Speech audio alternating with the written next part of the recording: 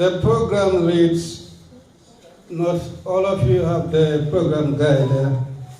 Welcome remarks after the prayers by the master of the ceremony, who's supposed to be Madam Yakumba Jeti. I'm going to step in for her. I believe she'll be joining us very soon. Opening statement, remarks by Pa Ahmad Mane, and then the tribute session. We'll have brief reflections on the life and legacy of Solo Sandeng, and brief reflection on the victims by my humble self, Al-Hajj Lalo, remarks by a member of the Solo Sandeng family, remarks by the representative of the victims, solidarity messages from the representatives of political parties here present, keynote lecture, first the introduction of the guest speaker by Suleiman Sao, Honorable, and delivery of the memorial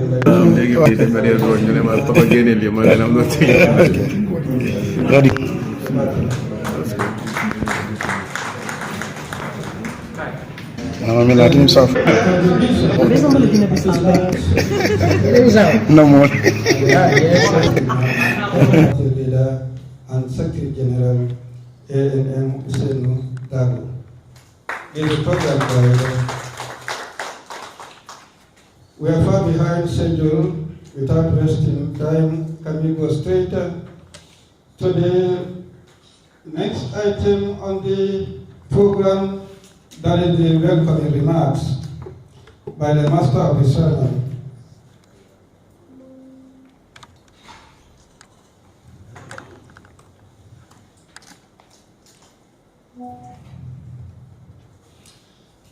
Distinguished guest speaker, the party leader and Secretary General,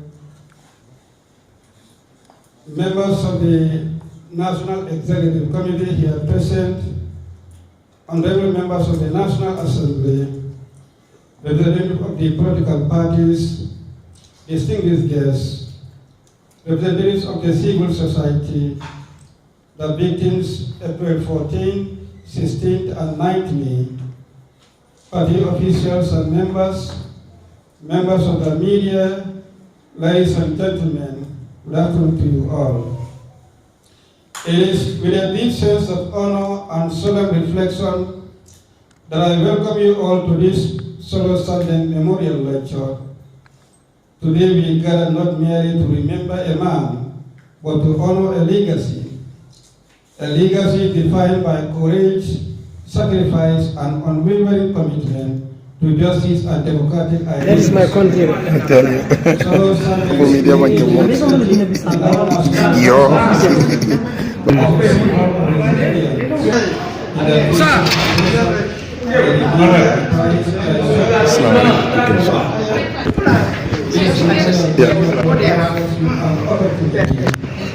reflect, to learn, and to remove our collective commitment to peaceful accountability, rule of law, and the protection of individual rights. We are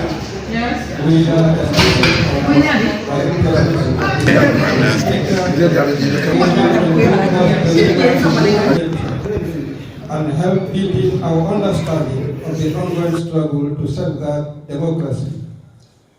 To all our invited guests, partners, and participants, your presence here today is a testament that the cause for which Solo Sandeng stood continues to inspire and unite us. As we proceed with this program, I encourage all of us to engage meaningfully in listening attentively and reflect deeply on the lessons of our past as we shape the future of our nation. Once again, I warmly welcome you all and thank you for being part of this.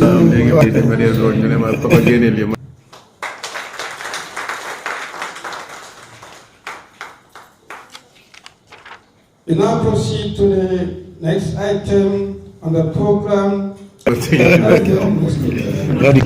By no other person but the campaign manager, Pa Ahmad Mane. Pa Mr. Ahmed Mani, you're welcome.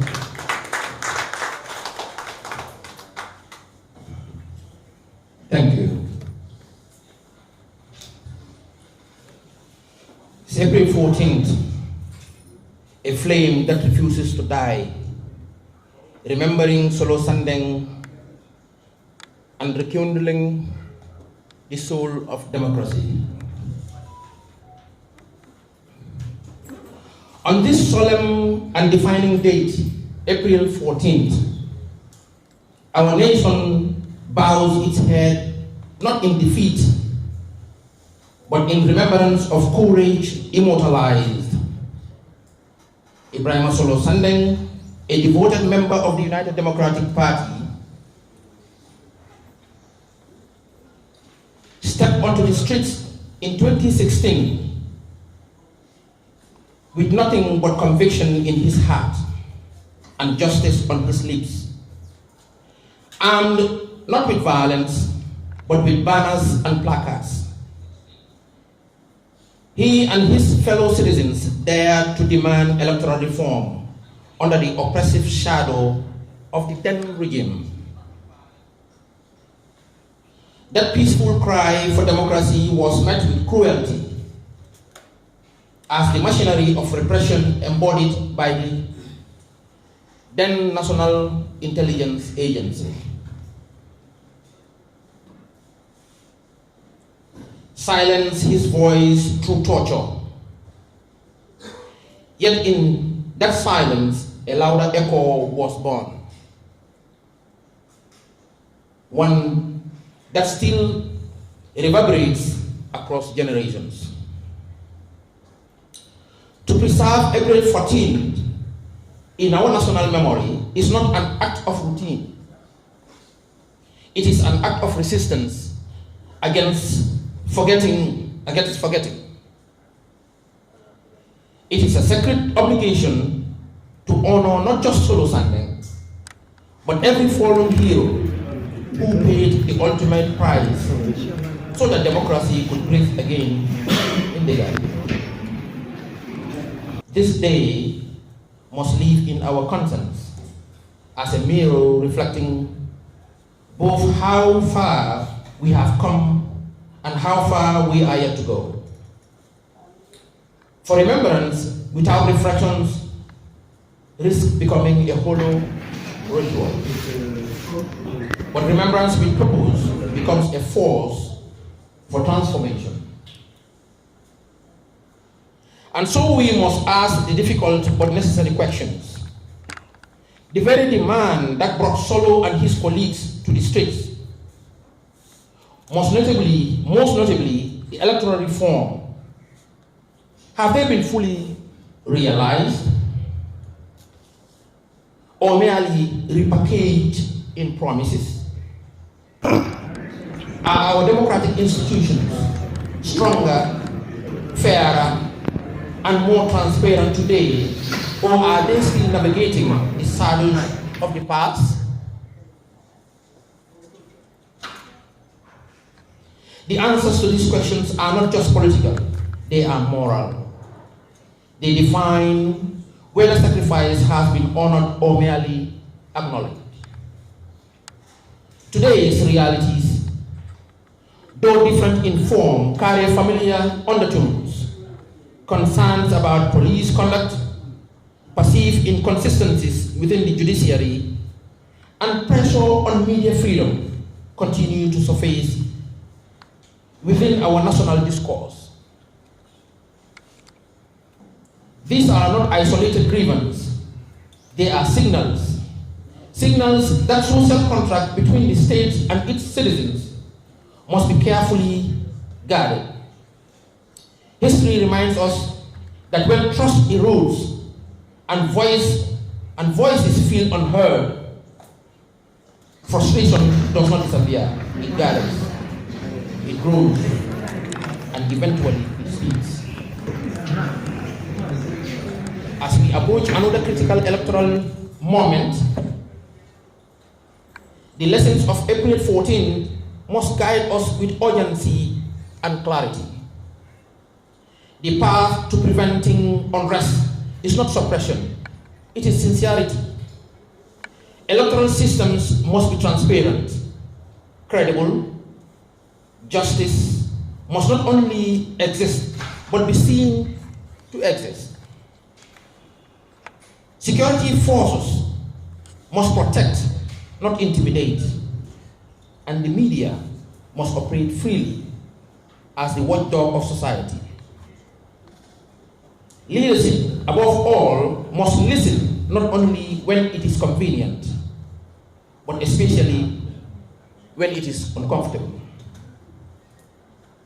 The legacy of Solo Sandeng is not confined to the history books or commemorative posters.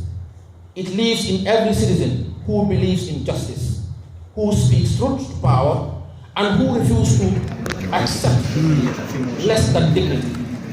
The greatest tribute we can offer is not in words, but in action. No more. Where no one will ever again lose their life for demanding their democratic rights. As the flag rises and the nation reflects, may April 14 awaken in us a deeper sense of responsibility. For in remembering Solo Sandeng, we are not merely honoring the united past, we are shaping the future. And in that future, his spirit must not only live, it must lead. Thank you very much.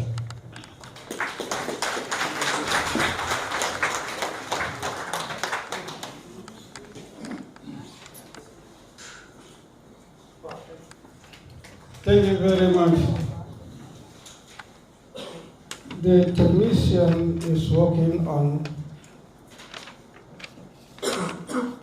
we want to show a brief video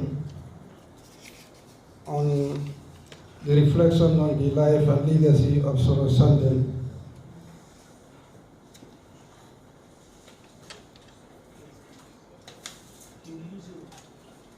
No problem.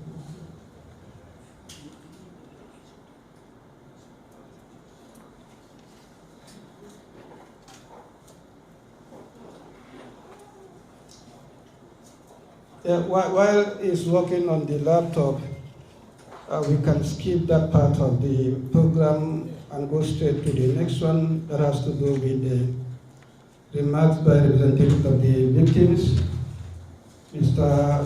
Falan Sonko, Membel Diamla, Victimolu Toyala, Chairman Falan Sonko, is not podium.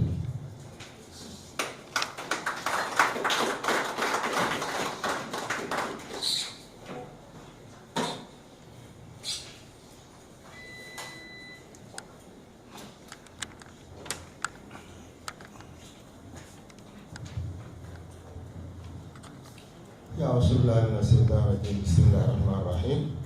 Alhamdulillah Rabbil Alamin. Alhamdulillah Rabbil Alamin. Alhamdulillah Rabbil Alamin. Assalamu alaikum wa rahmatullahi ta'ala wa barakatuh.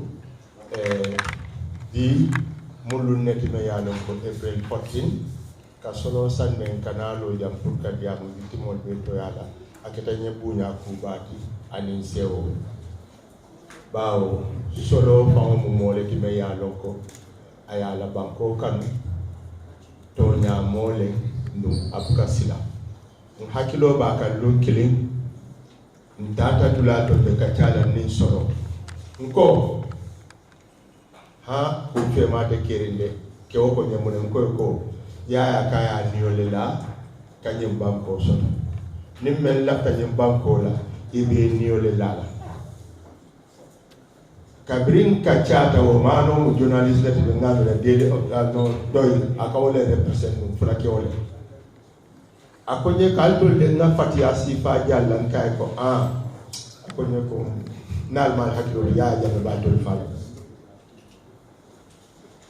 mbota oto nata kabrin tanje incident keta Madiana incident keta NIA la operational commander afama mon terle na bordal ma jappano la Joshua lum kidina atra ndimma kilimbeje ayo kumanda na kacha akai akay ko ifanyo mo jatante bara ko ye ko sun dof do be duga NIA duñ fa gënati di no ñin nata mo na faati ma dra en kacana ko ha baba kay ko na ko ha bile ye ko male fo ñen kay wole monti ako ñe NIA ko itel falan som Ibrahima Solo Sandeng lamaro ako suñe dof do be duga NIA duñ fa gënati kay ko alawa beje Ibrahima Solo Sandeng audio bunda ko de Ibrahima Solo Sandeng na ya tara ntele be kala Gambia la sadat kaya jamme bon nte pare tale dina kan niyo di pour kaya jamme bon no ya fanya ma ko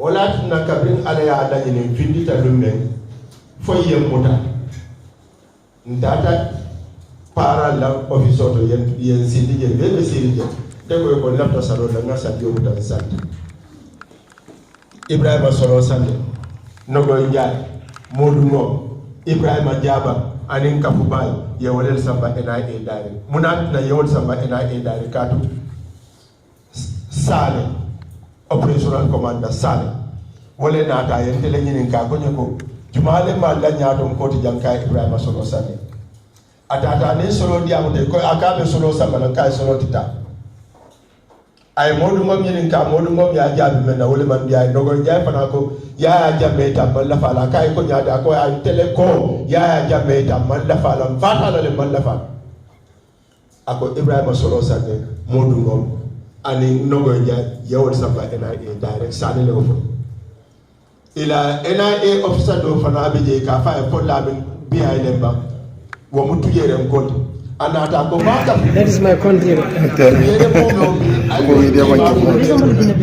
Ibrahima Diaba alial da ke nonsense sport ñun be la nonsense ko la para alial da ke wolen para yo report wala na yo samba NIA direct ñi modu lo samba NIA direct kabri yen ton muta yen samba janim bita mal kunnata ye solo samba na holo ko fana abedi atrante na den ka on no di mo mefo nyanda tala wala kulli wala ntene solo akonyo ko do yeta je ka tuten ne besiri ay ko do bonda ko sane ko ndo ma binaji ko do kamale bulu ya diya ate sane fa wala nte ka am fu mobile la fu nganda muso ko kay ko ko sane ko nam moto be lori cooperative data de Yo. ya pa de na house game si bala je do so ko jele la house kan yen la moto pa ni ja ko nya hadide nte la moto pa no le je de bari sa sa be no sere ko da police station nkai ko okay mfu mobile apa wala mfu la mobile ngana muso ko nkai ko ndo mai ko ay ta sere ko da police station ko be na moto agla je ay ta ya kamaje a samaje so ko na muso ko nya woli mo ne ketan ka halife ngala mobile senda bari kabrin na taje ala ya ke yesulo murundi dan tol kono na tambe sirin dabe solo sitan tele bala a kabakun ko la akumola kabakun ko tante abe jinko mbeje dro mbalo bot ko ko sonde mo ko tane solo te nyoje la ko tangi falkia kabrim yen samba mailtu suto yen bondi mailtu yen samba NIA nganda statement on di fo pareta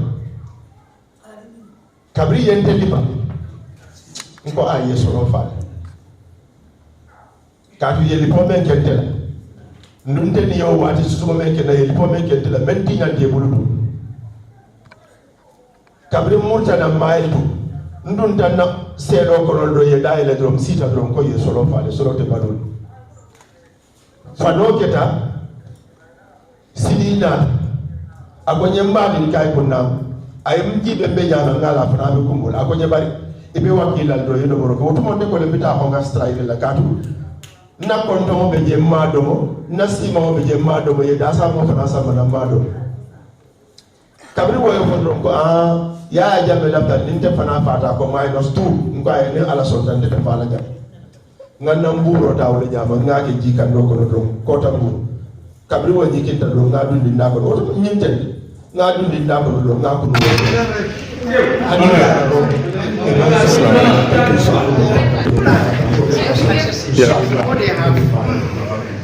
Momura Rosi di kilo na ta ko je pala kai ko na ako je ngamo ko solo Sandeng is sentenced to death. Ngai mahana ko je ko is beaten to death. Ako je ko tonya ngamo ko wesu be faraka iko ko se no be wesu la denga be ko ko be bataja. Tatu na ni gambia de de wulu. Atiro ta fana wo bari fomo e alata. Bawo gambia de bawo isifa yebol ko no ma jama ba ika kero be to UDP level kabin 1996 up to date adimita daoda UDP amuta a UDP afa UDP asoro UDP but UDP ni mo alinga alata but then payment to fotalaro iko UDP o men national alaji bedro alsado ka bala fa wata ulatina nakaro Gambia ni wol do ya ko kunu de fatu kamara ya ko jara dum fana be da se la kan wallahi ni Gambia ni wol be hakki tu seno no ko da da buta na la timo na da fo e ba ko ka to ya mo kilina ti to ya ko kanaka moye ko ala dimbatu aye ko jato ako Gambia la sama ibe kelola hani kabi dol ko hani alinge bayninge hasidi yakatu ikamenkele tol manyan na sotol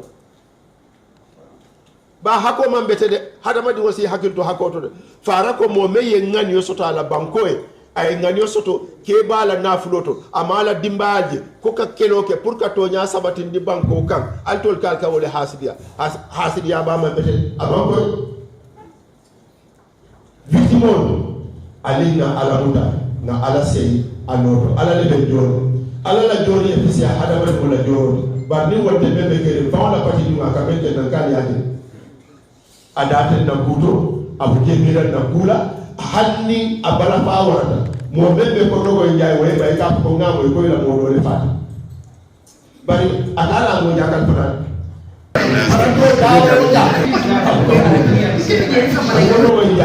wala tine to mo be keta hanni kule wonyante ala saya de balo fala hadi imam fukelo de barka o kuma kan jawo bondi ka ko ngamo ko la dole fata ka wata ko man dogo lo ay assalamu alaikum warahmatullahi wabarakatuh. Thank you very much. Baraka bake Chairman Farah Sonko. You still have to skip the video part on the reflection. I now invite representatives of political parties to give solidarity messages.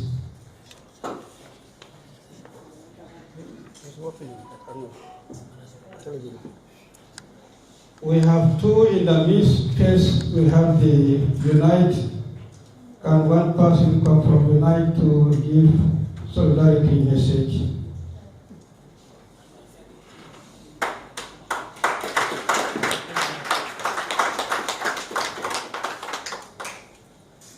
That's Mr. Kamara? No. Or Dabo?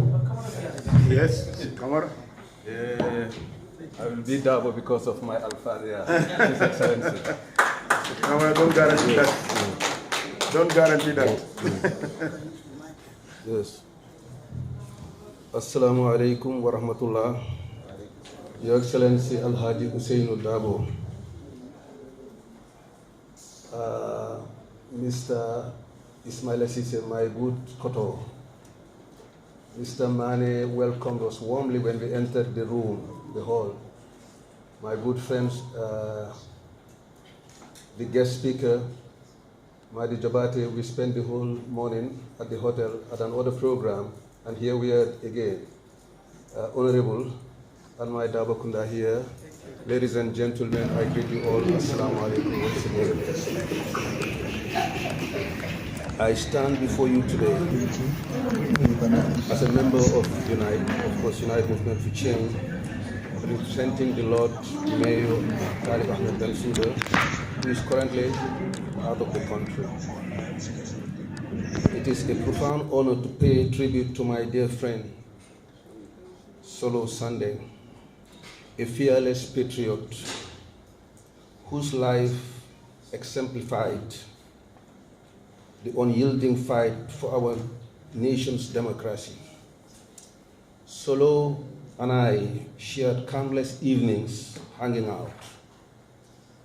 People may ask where. We all grew up in Dipakunda, but that was not the camping or the hanging site. We used to hang at Undanyang's shop.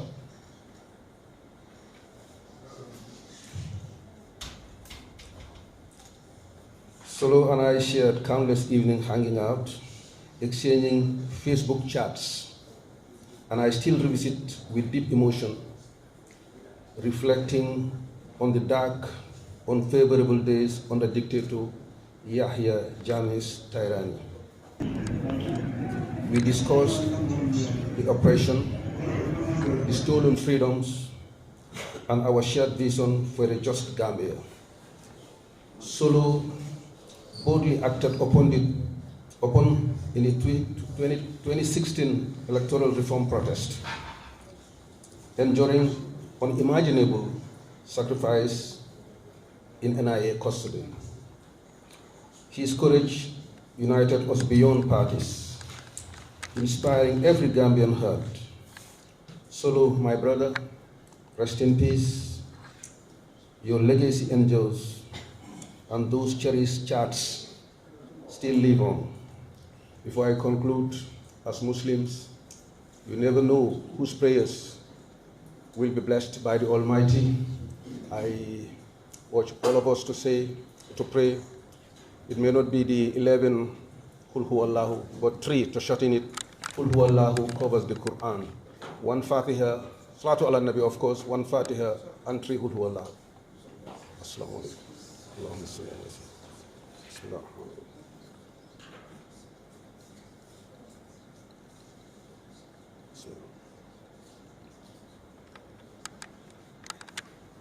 اللهم صل على سيدنا محمد الفاتح لما أغلق والخاتم لما أشرق ناصر الحق بالحق والهادي إلى صراطك المستقيم وعلى آله حق قدره ومقداره سبحان ربك رب العزة عما يصفون والسلام على المرسلين والحمد لله رب العالمين. May His soul rest in peace.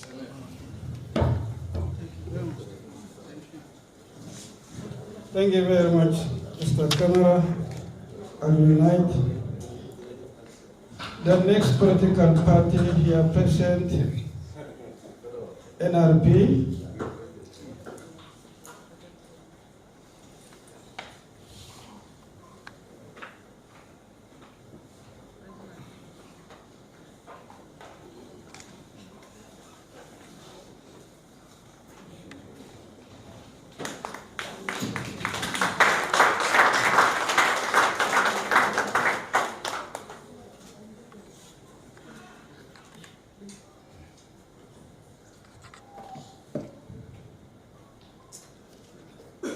Assalamualaikum warahmatullahi wabarakatuh. Bismillahirrahmanirrahim. Bismillahirrahmanirrahim. Alhamdulillahirabbil alamin.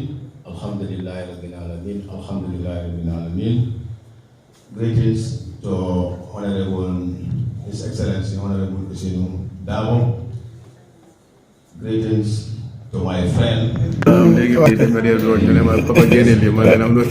Honorable Madi Jobate is my friend. Greetings to the high table, greetings to all the guests present, political parties, media houses, greetings to all of you.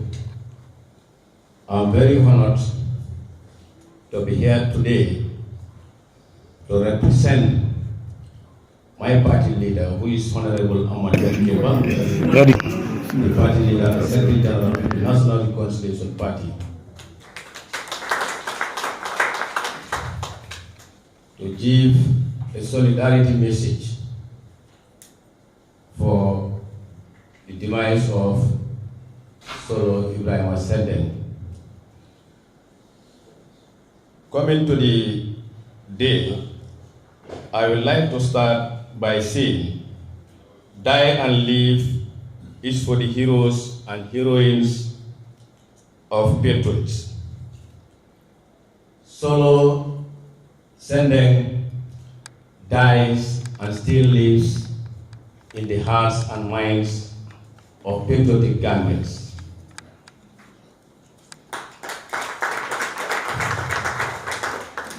Solo Sandeng ultimate sacrifice in the lines of duty is a blessing in disguise in 2016.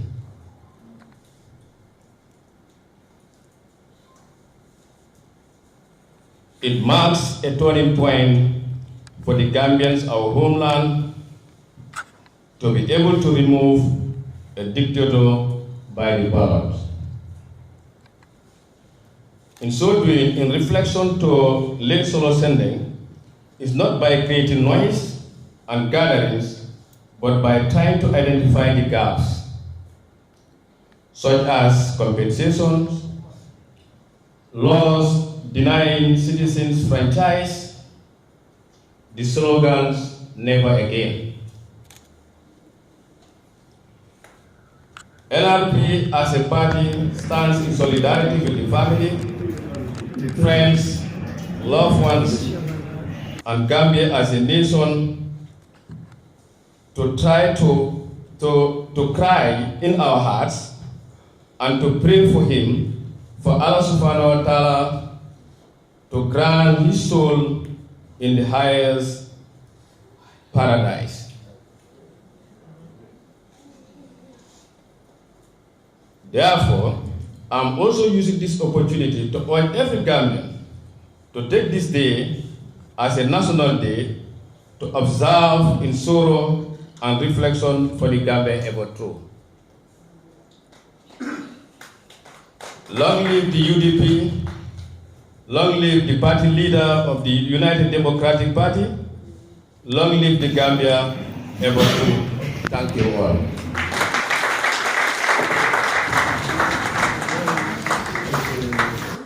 Thank you very much. Our special regards to NRP and Unite. We appreciate your solidarity messages. Next solidarity message is coming from our very own sister, an independent National Assembly member representing Banjul South, who is no other person, Honorable Fatimata Njari.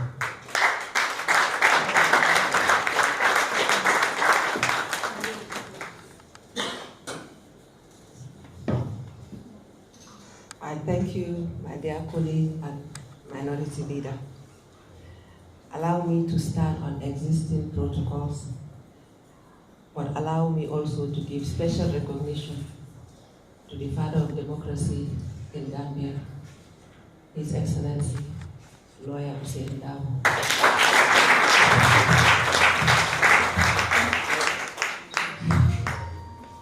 As a person whose father was imprisoned by the previous regime, I stand in solemn solidarity with those who suffered injustice, persecution, and oppression during the darkest chapters of our nation's history.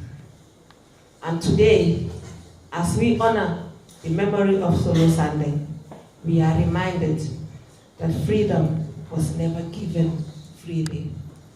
It was earned through his courage, his sacrifice, and his unwavering belief in democracy. And my family knows the pain of political imprisonment, the silence forced upon many homes, and the scars left behind by tyranny.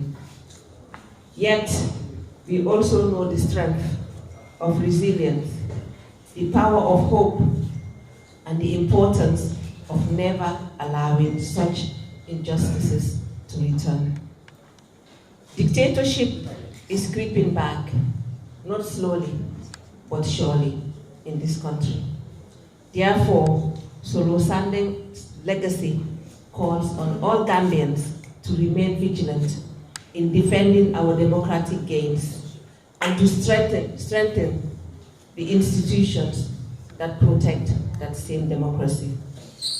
We must therefore never forget the past, but we must use it as lessons to build a future where no citizen is jailed for their beliefs where no citizen is silenced or denied dignity under our laws. In unity and remembrance, I stand with every victim, with every family, especially Solo Sandeng's family. Democracy survives only when people are prepared to defend it, and he defended democracy for us to see today. Never again should be a reality. For it to be a reality, it must be more than a slogan. It must be a national commitment. It requires us as citizens to speak up against oppression, regardless of who is in power. Because only through that can justice and vigilance and unity can we ensure that the suffering of the past is never repeated. I applaud my colleague, Honorable Sandeng, for taking the courageous step to attempt to repeal the Public Order Act. Laws that restrict fundamental freedoms, particularly freedom of assembly and expression, must be reviewed in line with democratic principles and constitutional rights. I am equally deeply disappointed to see a government that came to power as a result of resistance to oppression fail to support that repeal. A government born out of struggle for freedom should be at the forefront of dismantling laws that suppress fundamental rights. To resist reforms of such legislation is to forget the very sacrifice that paved the way for the same government. True democracy requires consistency between the promises of opposition and the responsibilities of government. Therefore, our people deserve better and never again must live in our laws, our institutions, and our collective actions. Thank you very much.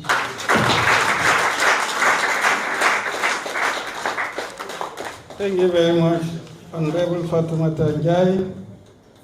Now, I invite a member of the Sandeng family to give remarks on behalf of the family. Mohammed Sandeng.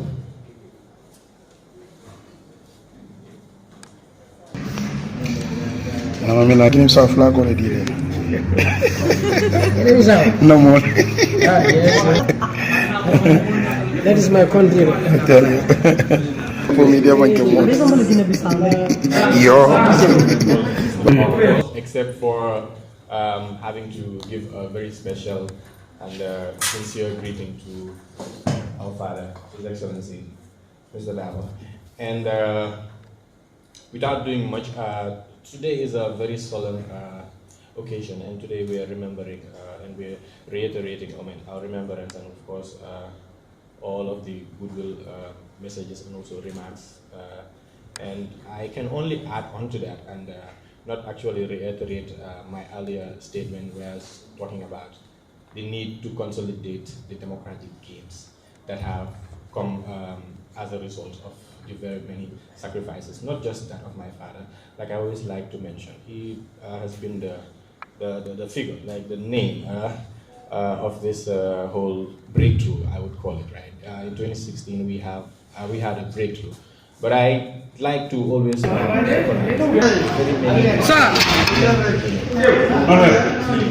just like, and continue to believe, just like my father, in the dream of a country that has an agency and can realize it. There's nothing other than that, to be honest. And for me, that's one thing I like to reiterate every time. Moving away from that, as I said, is quite a solemn one. And I like to go back to, make a reflection and make this a very solemn occasion. But it's just unfortunate that we are not in a situation like that. We are not at a juncture like that, to be honest. Reflecting on all of the other speeches that all the other speakers, we all have a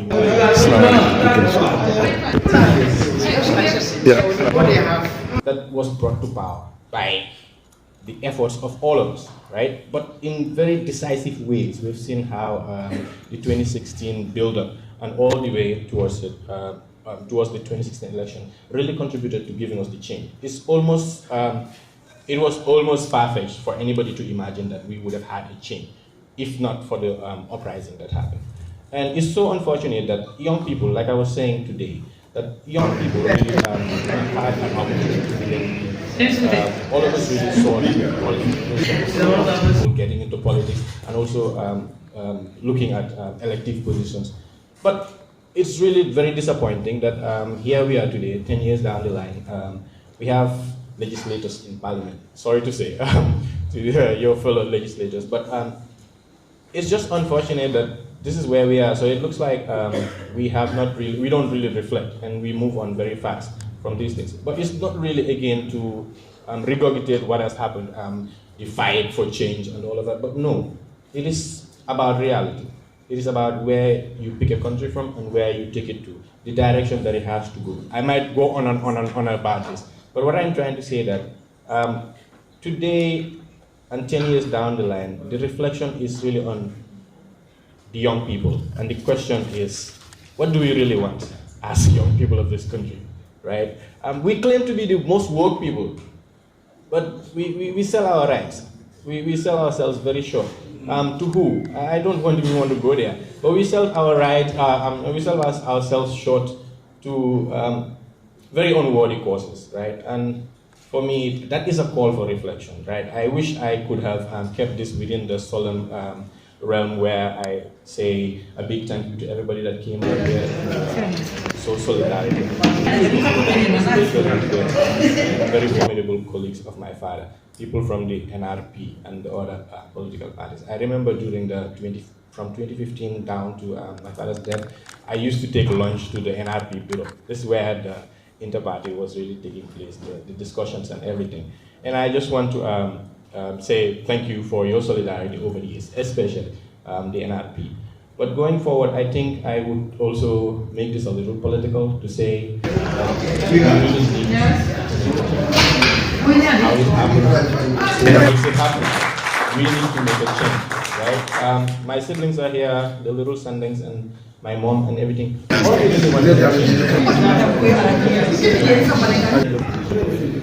we want a change where the Gambian is dignified.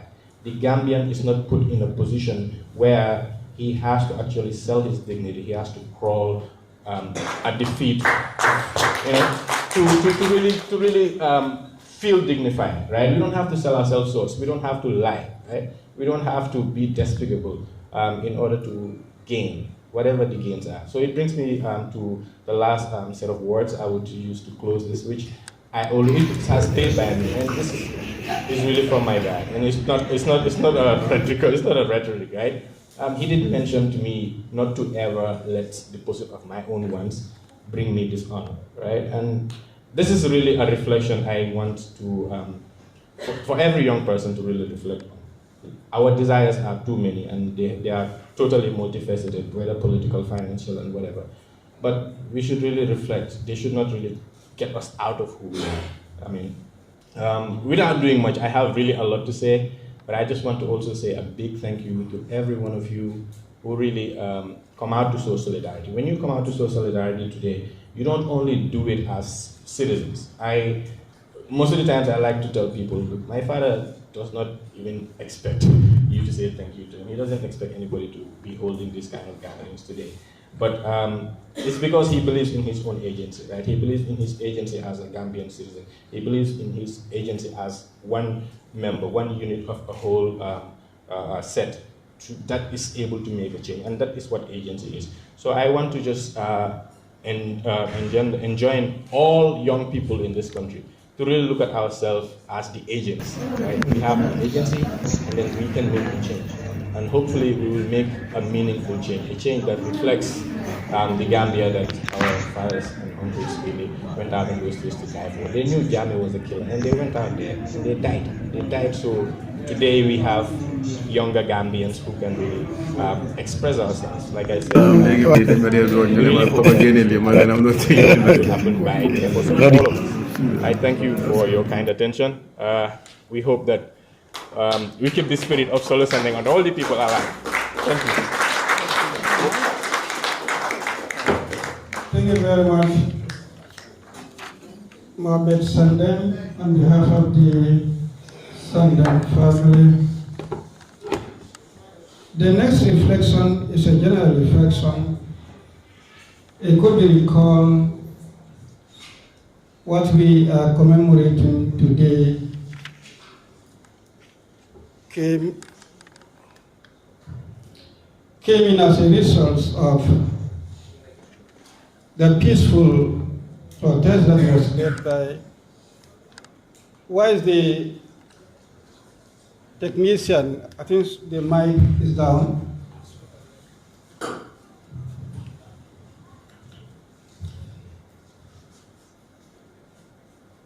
On that fateful day, on the 14th April, Ibrahim Solo Sandeng led a group of young people from Bambo to Westfield demanding for electoral reform. They were intersected by the security apparatus, arrested, detained, and tortured. Among them were Fatoumata Jawara, Falan Sonko, Nokonjai, Fatou Kamara, Dili Yabo, Babukar Jite, Keba Bojang, Lamin Jane, Julaja, Bakar Dembo Toure, Modungom, Alaji Sise, Ibrahima Janko Sise, Pabiai, Lamin Jabang, Lamin Jata, Kafubayo, Lamin Marom, Alaji Jambe, Modi Toure, and Ibrahima Jadama, 22 in all. UDP executive met on the 15th and decided that on the 18th Monday, the party will go out and demand for the, initially on the 18th, demand for their release. That very day, the party leader in the evening was informed that Ibrahim Solo Sandeng was not alive, was tortured, that led to his demise. Instead of waiting for Monday, the party convened an emergency executive meeting on the 16th and concluded that would not wait for on the 18th, will go to the street and demand for the release of Ibrahim Solo Sandeng, dead or alive. The party leader led the team, and you can all recollect in the video where he was telling them, all of them should be right behind him. He would lead and others can follow. They did not take long when they were also intersected by the same security apparatus, and a lot of them were arrested, taken to custody, subjected to inhuman treatment. Those who were arrested alongside with the party leader were Momod Elke Sane, Lamin Diva, Kevin Jame, Femi Peters, Fakeba Poli, Lamin Jata, Jogna Suso, Lamin Sise, Tafa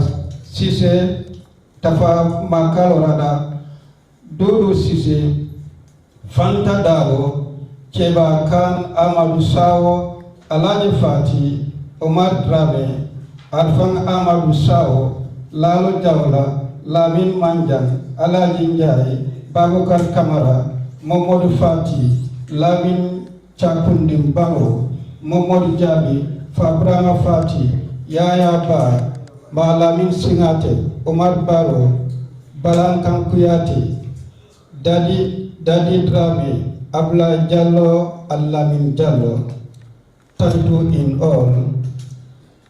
These were the people who were arrested on the 16th April. While they were going to court, the party militants were giving them the support. Any court sitting, the militants will assemble around July 22nd and to show their support and solidarity. Until 9th May, before then, we had an emergency meeting and decided that we should go in full force this time round to show our solidarity to our colleagues who were undergoing trial. And there we urged the women to take the lead. And the women should not only be there chanting, but they should compose what we call revolutionary song. And the revolution song that emerged came from Kachan Jawara. In the video you could all see when she's singing Ibrahima Solo Sandeng Min Tole ala Bondi, Nogonjai Surwabe Min Tole ala Bondi, Fatu Kamara Min Tole ala Bondi, Fatu Jawara Min Tole ala Bondi, E Solo Sandeng Dawoda ala Bondi. It was that day after the court, the security apparatus intersected the militants somewhere around the PIU headquarters, and that from the PIU headquarters, Canifing to Westfield was very brutal. And it did not stop at Westfield, but up to Pipeline, the residence of the party leader. And the party members were subjected to brutality even right inside his compound. People were arrested. It was at that point where Ibrahima Solo Kuruma was arrested right in front of the party's leader. He was also taken. And then the members who were arrested on the 9th May comprised Mursar, our admin secretary Banjul, Mustafa Sise, Jere Fati, Lamin Damfa, Tombon Njai, Sharif Dok, Abdul Chati, Babukar Thomas, Sirfo Suno, Bakar Chan, Bakar Jamil, Solo Kuruma, Jung Punjabi, Sayo Sisi, Malan Sayo, Musa Maron, Babandi Yabo, Esa Damfa, Sanusi Baro, Balandinto, Bakar Maron, Chemo Ture, Kaus Mbenga, William Mas, Njaga Kurubari, Umar Sonko, Mbemba Jaune, Aladi Seidika, Lamin Singate, Yoro Jaula, Sukai Dahaba, Kabi Samate, Ami Bayo, Sirini Juf, Buya Seidi, Filinding and Filinding Boja, 36 in all.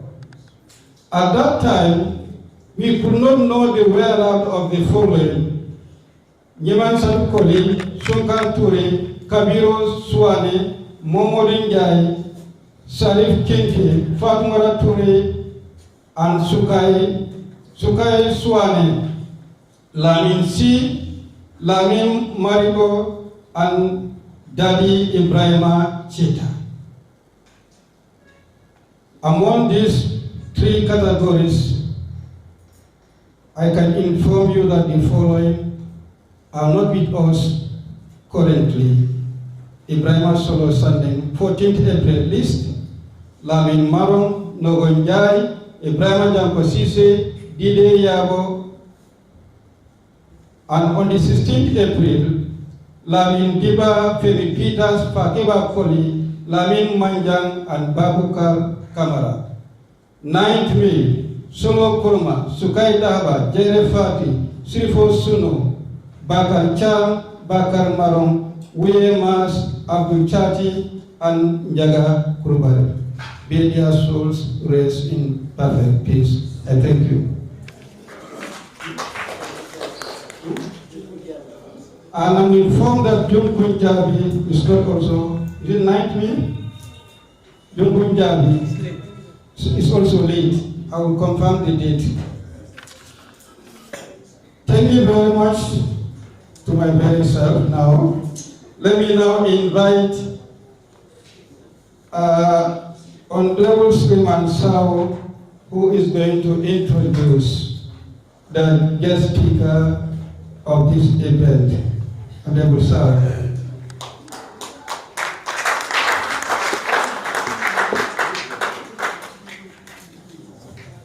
Good evening to all of you. Assalamu alaikum wa rahmatullah. The task given to me is very simple to introduce our guest speaker. But before coming into that, I think we are all in a state of melancholy. We are all in a state of sadness for what happened in this country. It was really an injustice that cannot be measured up. Everybody is saddened demise of a friend or a family member. And the stories that we are hearing is too painful. So can we all say, never again? Never again. Never again. Never again. Solo never die. Solo never die. Matthias, they never die. Matthias, they never die. They still live with us. They still live in us. La baraka. Distinguished guests, ladies and gentlemen, today we reflect on the life and work of Mr. Madi Jobate, a towering figure in the struggle for justice, democracy, and human dignity in the Gambia. Madi Jobate was born on the 15th August 1971 in Boraba, in the Central River region of the Gambia. From humble beginnings, he grew into one of the country's most prominent, fearless voices for human rights and good governance. He pursued higher education at the University of Ghana and later at the University of Groningen, and later, equipping himself with the knowledge and global perspective that will shape his lifelong advocacy. Mr. Jobate dedicated his life to defending the rights of ordinary citizens. He is best known as the founder and executive director of Edward Francis Small's Center for Rights and Justice, an institution committed to promoting accountability, transparency, and rule of law in the Gambia. Through this platform, he championed justice, equality, and democratic values at a time when such principles were often under threat. Before establishing the center, he served in key leadership roles within civil society, including the Association of Non-Governmental Organization Tango, and later as country director for the Westminster Foundation for Democracy. His contribution strengthened civic engagement and democratic institutions in the country. Mr. Jobate's activism spanned decades during the era of former President Yahya Jammeh. He stood firm against authoritarianism, often at great personal risk. His courage did not waver in the post-2017 democratic transition. He remained a consistent critic of governance failures, corruption, and injustice, holding leaders accountable regardless of political affiliation. His outspokenness earned him an administration and criticism in equal measure. To many, he is the people advocate, a man who speaks truth to power without fear or favor. To others, he is a controversial, yet what remains undeniable is his unwavering commitment to principle and justice. Throughout his journey, Mr. Jobate faced harassment, legal challenges, often linked to his peaceful advocacy for accountability and democratic governance. Despite this obstacle, he continued to defend fundamental freedoms, embodying resilience and moral courage beyond activism. He represents a voice of conscience, a reminder that democracy requires vigilance and that the rights of citizens must be protected at all times. His work has inspired many Gambians, especially the youth, to stand up for justice and participate actively in national development. Conclusion.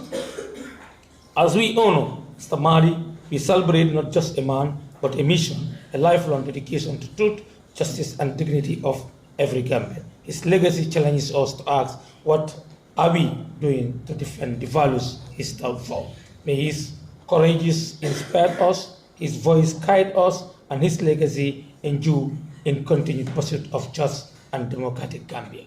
Ladies and gentlemen, when I was a teacher in the rural Gambia, Madi was the very one who was writing articles, secretly given to us. We spread it among the teachers, the nurses, the farmers, so that we exposed the brutal regime of Jammeh. So we thank you all. Mr. Madi Jobate, we thank you. Welcome.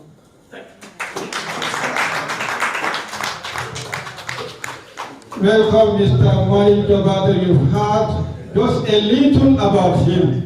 So a man cannot see even 5% about Madi Jobate. You are welcome. Thank you.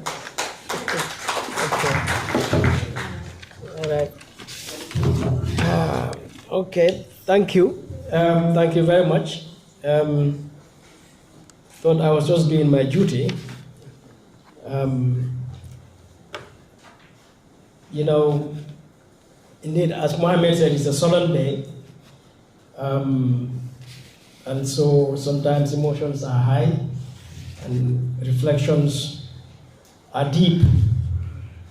But first, let me recognize the immense history in this room, the immense effort, and the immense inspiration in this room. And I will first recognize therefore the party leader, your party leader, His Excellency A.N.M. Ousainou Darboe, and the honorable members, Mr. Darboe, Alhaji S. Darboe, as well as Honorable Suleiman Saho, and party leaders, you know, the party leader, campaign manager, Mr. Mane, and the gentleman, fortunately I didn't get your name, Mr. Cisse. But at the same time, I want to recognize some of the honorable members present here, or at least one of them, Honorable Tuma, and the party reps from the other parties, Unite and NRP, my brothers. Equally, I want to recognize members of the society, some are UDP members and members of the Gambian society who are present here. But above all, I want to recognize and honor and solidarize and share the grief with the family of Solo Sandeng and the families of the victims of April 14, April 16, and May 8, May 9. You know, that's why I put on the national flag today. Today should be celebrated as a national day. It is sad that it is such a quiet day in the Gambia today. Even the government did not share a word. But again, when I look at this hall, I'm even more saddened that it's just half full. What are Gambians doing on a day like today? What are we thinking? And I think Mohammed said very deep issues, and particularly the youth. Where are the youth? But I'm honored indeed to deliver this keynote address, and I would shorten it because of time.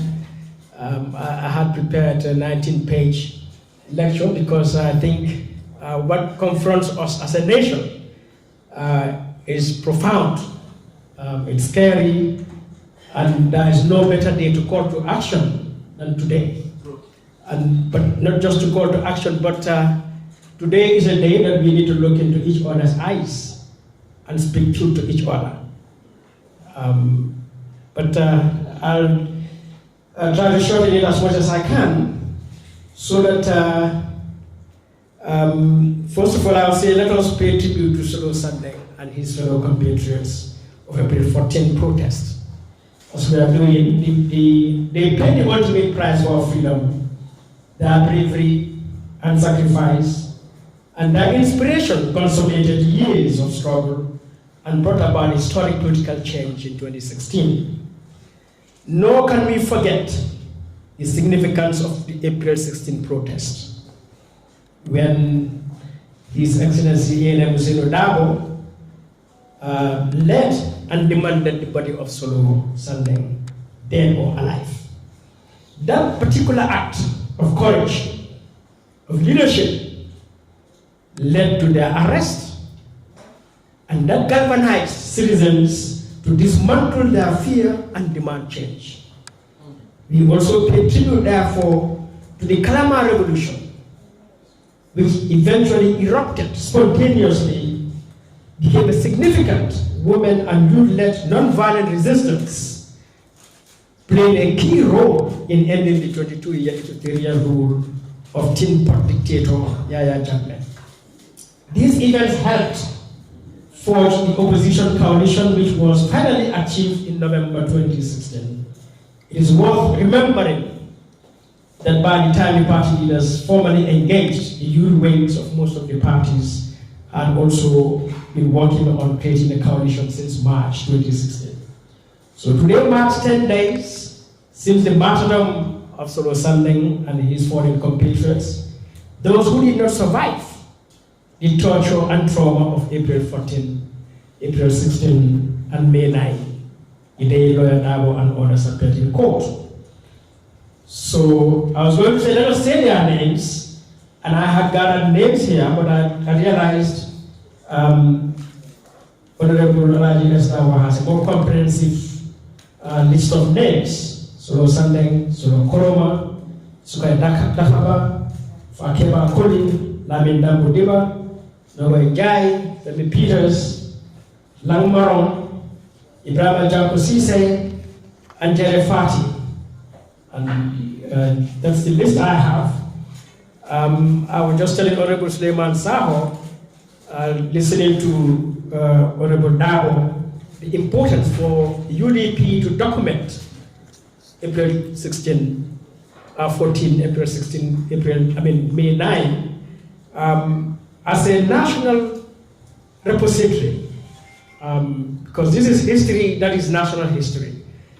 These names, these incidents, these events, and what they entail need to be told to Gambians of today and future generations. So at this point, I would like to kindly ask your indulgence, Your Excellency, that we rise for a minute of silence and prayer to draw inspiration from their patriotism, their courage, and their conviction.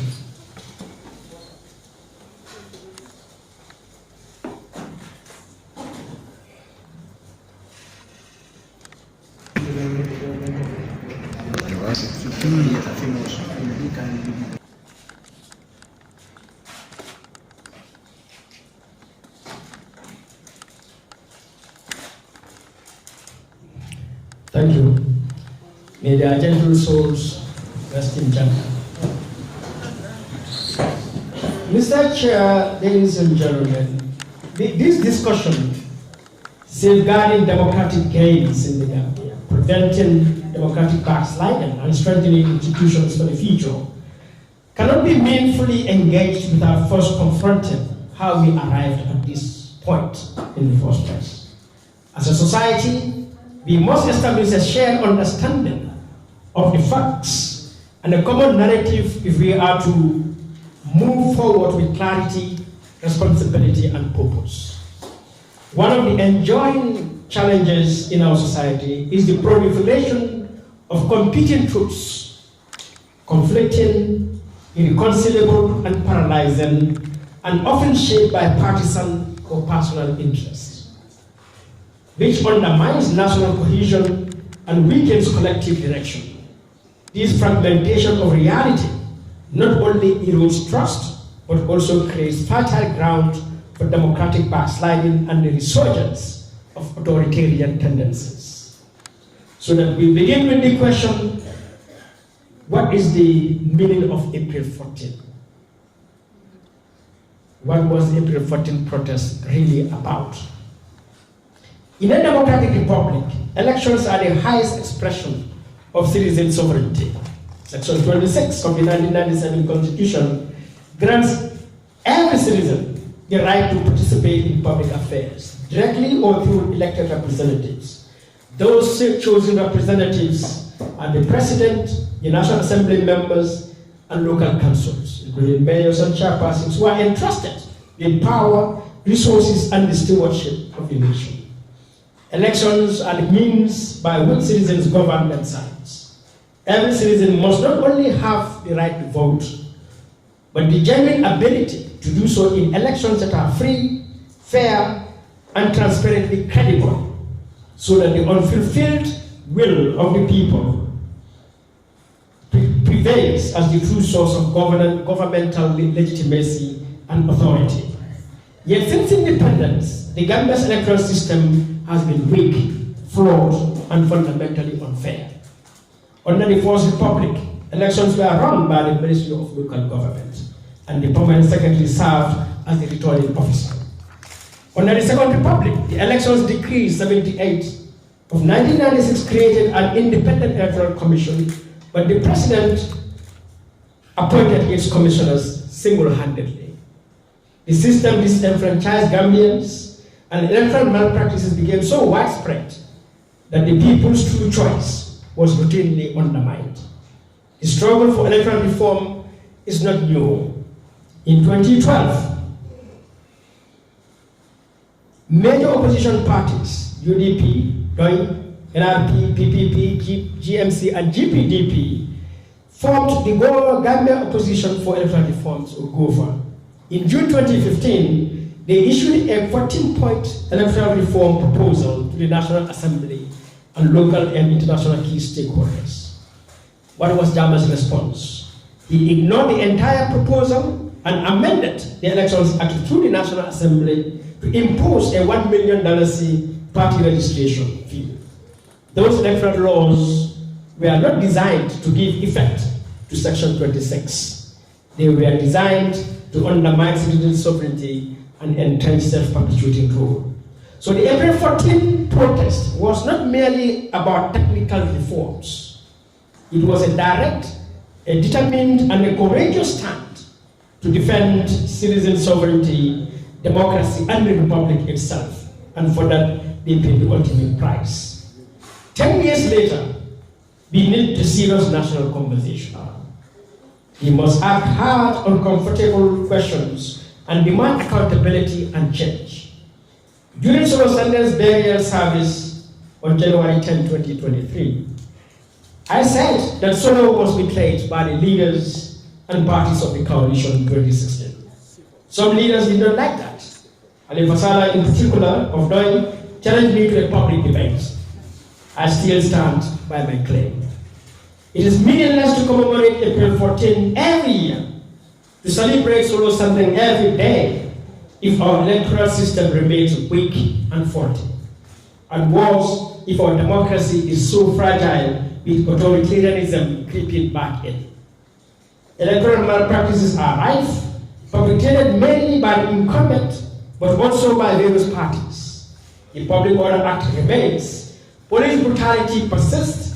Institutions are weaponized against fundamental rights. That is the betrayal of Solo. Let us ask ourselves, therefore, have we paid the price of Solo Sandeng sacrifice? Have we achieved the objective of April 14? These questions are not only for the government, but also for every political party, and especially the UDP, to which Solo belongs, and for every citizen. What is evident 10 years after Solo is that we now have the 2025 Elections Act, which is sadly worse than the 1996 Elections Decree and the 2001 Elections Act. In October 2025, the Edward Francis Small Center for Rights and Justice wrote to the President, urging him not to sign the bill. This is why. The Act maintains disenfranchisement of Gambians in prison and in the diaspora. It imposes excessively high financial barriers, $1 million for presidential candidates, $150,000 for National Assembly candidates, and $2 million for party registration. These thresholds exclude ordinary citizens and restrict competition to the wealthy and to the well-connected. The Act relies on attestation for voter registration without clear verification standards, creating risks of manipulation. In 2015, one of the demands of GOVA was the abolition of the attestation, claiming it was prone to fraud. The current Elections Act fails to establish any robust mechanism for campaign finance. No spending limits, no transparency, no independent monitoring, and it vests the IEC with broad, ambiguous, and discretionary powers without sufficient checks and accountability. Taken together, this is not reform, this is democratic backsliding. But what is democratic backsliding? Democratic backsliding is the gradual erosion of democratic norms, institutions, and practices carried through legal and administrative means and not necessarily a coup. It involves the weakening of the rule of law, undermining electoral integrity, and interfering with separation of powers, infringing civil liberties, and ignoring accountability while maintaining the outward appearance of democracy. What we are witnessing in our country right now is the incremental legal, policy, and institutional shifts that are steadily but surely eroding the democratic gains made since 2017. This trajectory is evident in attempts to introduce laws and regulations that constrain media freedom, seek to register journalists and social media users, and expand state control over the civic space, as reflected in the current proposals from the Ministry of Information and Poor.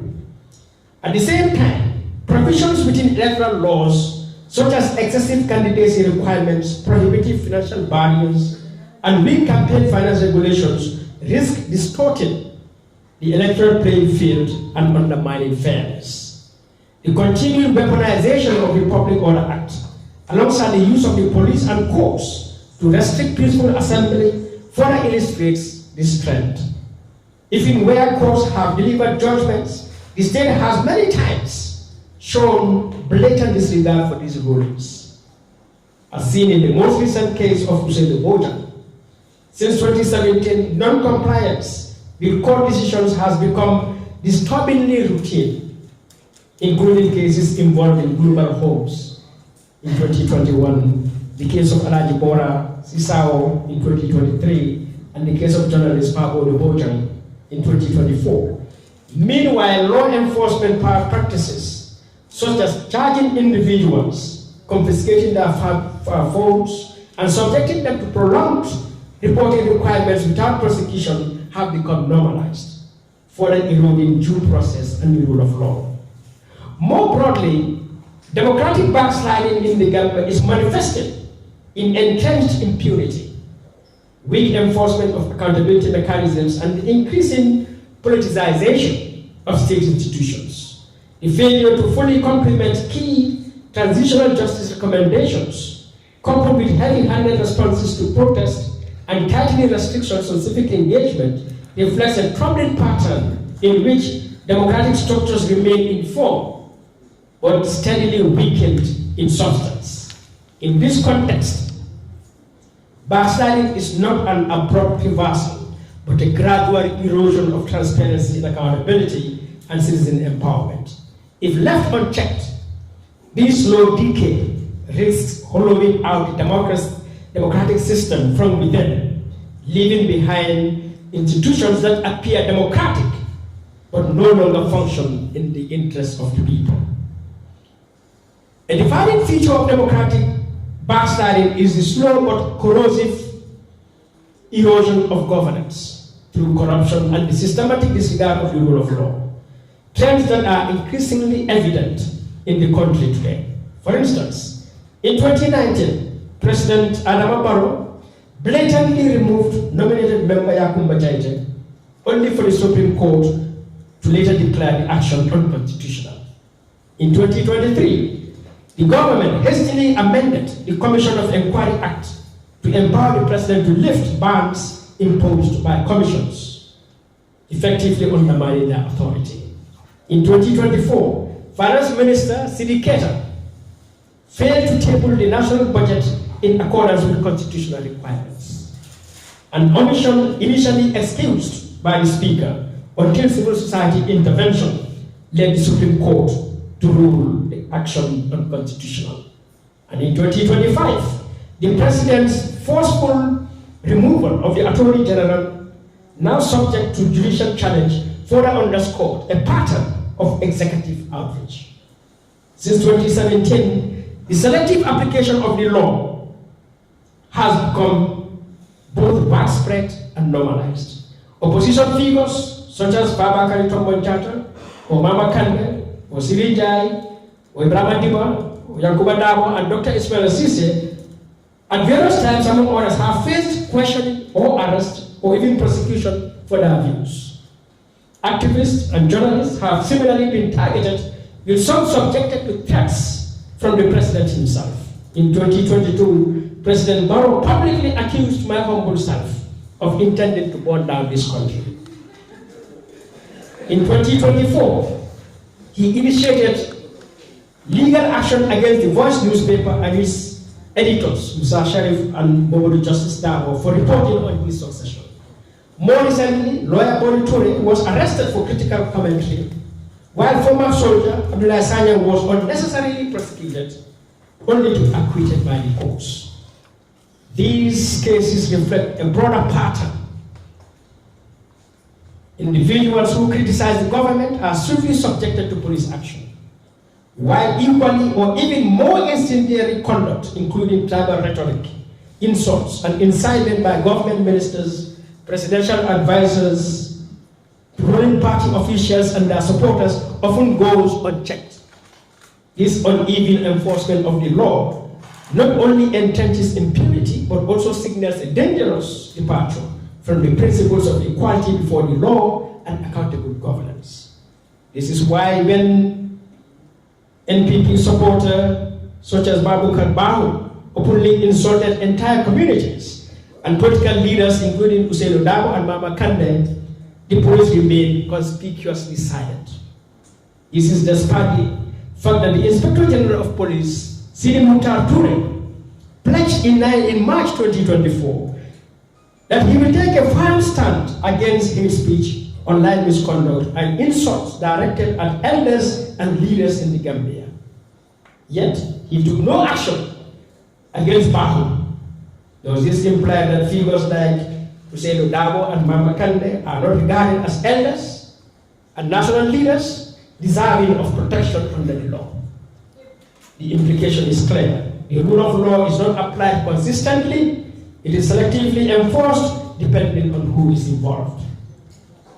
So we also see clear evidence of democratic backsliding in the government's failure to fully implement the recommendations of the Truth Commission, particularly with regard to prosecutions. Despite the recent appointment of a special prosecutor, the slow, selective, and uneven pace of implementation reflects a troubling pattern of impunity, undermining public confidence in the state's commitment to justice and accountability. Instead, what we see is the emergence of enablers in key strategic national institutions. Out of the 25 or 265 recommendations made by the TRRC, the government accepted 263, which translates into 304 concrete activities. Yet, as of May 2025, only 60 activities have been fully implemented. 104 were said to be ongoing, and 101 had not even been implemented at all. This tight implementation gap underscores a lack of urgency and political will to deliver justice. Corruption is a core driver of our democratic backsliding, and a serious one, because it diverts public resources, distorts decision-making, and weakens accountability, trends that are increasingly evident. It manifests through opaque financial management, conflicts of interest in the handling of state assets, weak enforcement of anti-corruption laws, and limited transparency in public procurement and contracting. The controversy surrounding the disposal of assets belonging to tin-pot dictator Yahya Jammeh, alongside recurring findings from the National Audit Office, the National Assembly inquiries, presidential commissions of inquiry, reports by investigative journalists and civil society, does not reveal a lack of law, but a persistent disregard for laws. The failure of oversight institutions, including the National Assembly, to act decisively, and the sidelining of recommendations from independent bodies such as the National Human Rights Commission, and the failure of public institutions to comply with laws such as the Access to Information Act collectively illustrate a system where democratic structures exist, but governance remains fragile and ineffective. So since 2017, the Gambia has retained all the outward features of a democratic system. We have regular elections, we have institutions, proliferation of political parties, we have an active media and civil society. Yet, beneath this facade, civil and political rights are increasingly constrained, with direct consequences for economic and social rights. So that rising poverty, inequality, crime, irregular migration over the backway, general poor service delivery, and the high cost of living are not isolated challenges.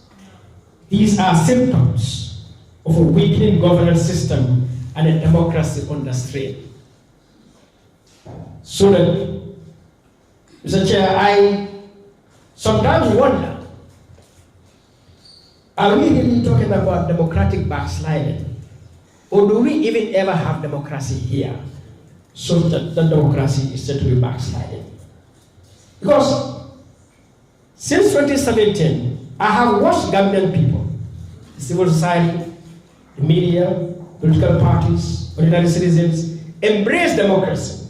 They speak out, they form associations, they engage in activism, advocacy, and litigation. They issue statements, they do their part. But on the other hand, the state has not reciprocated. It has not upheld its side of the bargain. If it had, legal and institutional reforms would have been far more advanced today. And the malpractices we thought we left behind with the dictatorship would be far less, if not gone entirely. Even where laws have been reformed or created, enforcement remains weak. A number of laws, the Access to Information Act, the Persons with Disabilities Act, the Prohibition and Prevention of Torture Act, and many others, years after their enactment, the necessary processes, structures, and tools to implement them are still missing.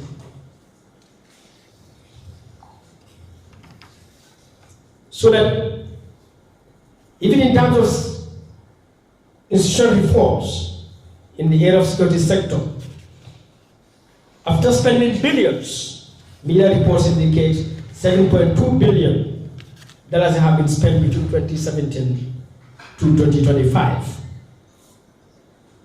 What do we see?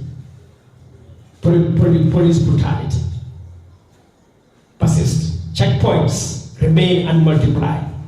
Corruption within law enforcement continues. The never-again agenda is being eroded from within. One of the most worst manifestations of our democratic stagnation and regression in our country is the failure of constitution building. The 2020 draft constitution died on arrival. The 2024 Barrow papers met the same fate on the floor of the National Assembly. These failures highlight, more than anything else, the intense, unhealthy, and partisan and polarized nature of our parliament, to the detriment of democracy and the republic itself. The tragedy of these failures has now crystallized into the single most recurrent misfortune this country has faced since independence. That is the self-perpetuating rule of one man. from Jawara to Jame and now Barrow. After already serving 10 wasted years, President Barrow is now seeking a third term, contrary to his own 2016 manifesto, his expressed commitments, and his public statements. So let us be unequivocal. Nothing poses a greater danger to democracy in the Gambia than allowing any president to stay in power for more than 10 years. In a democratic republic, the executive may breach sometimes the constitution and democratic norms. That is possible.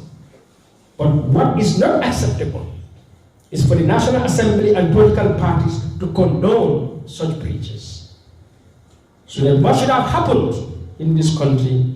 Parties should have challenged the government through parliamentary scrutiny, protest, litigation, naming and shaming, and other lawful, peaceful, and democratic counteractions. Parliament itself should have used legislative tools, inquiries, censure, and impeachment to discipline public officials and the institutions by holding them accountable. Very rarely these things are done.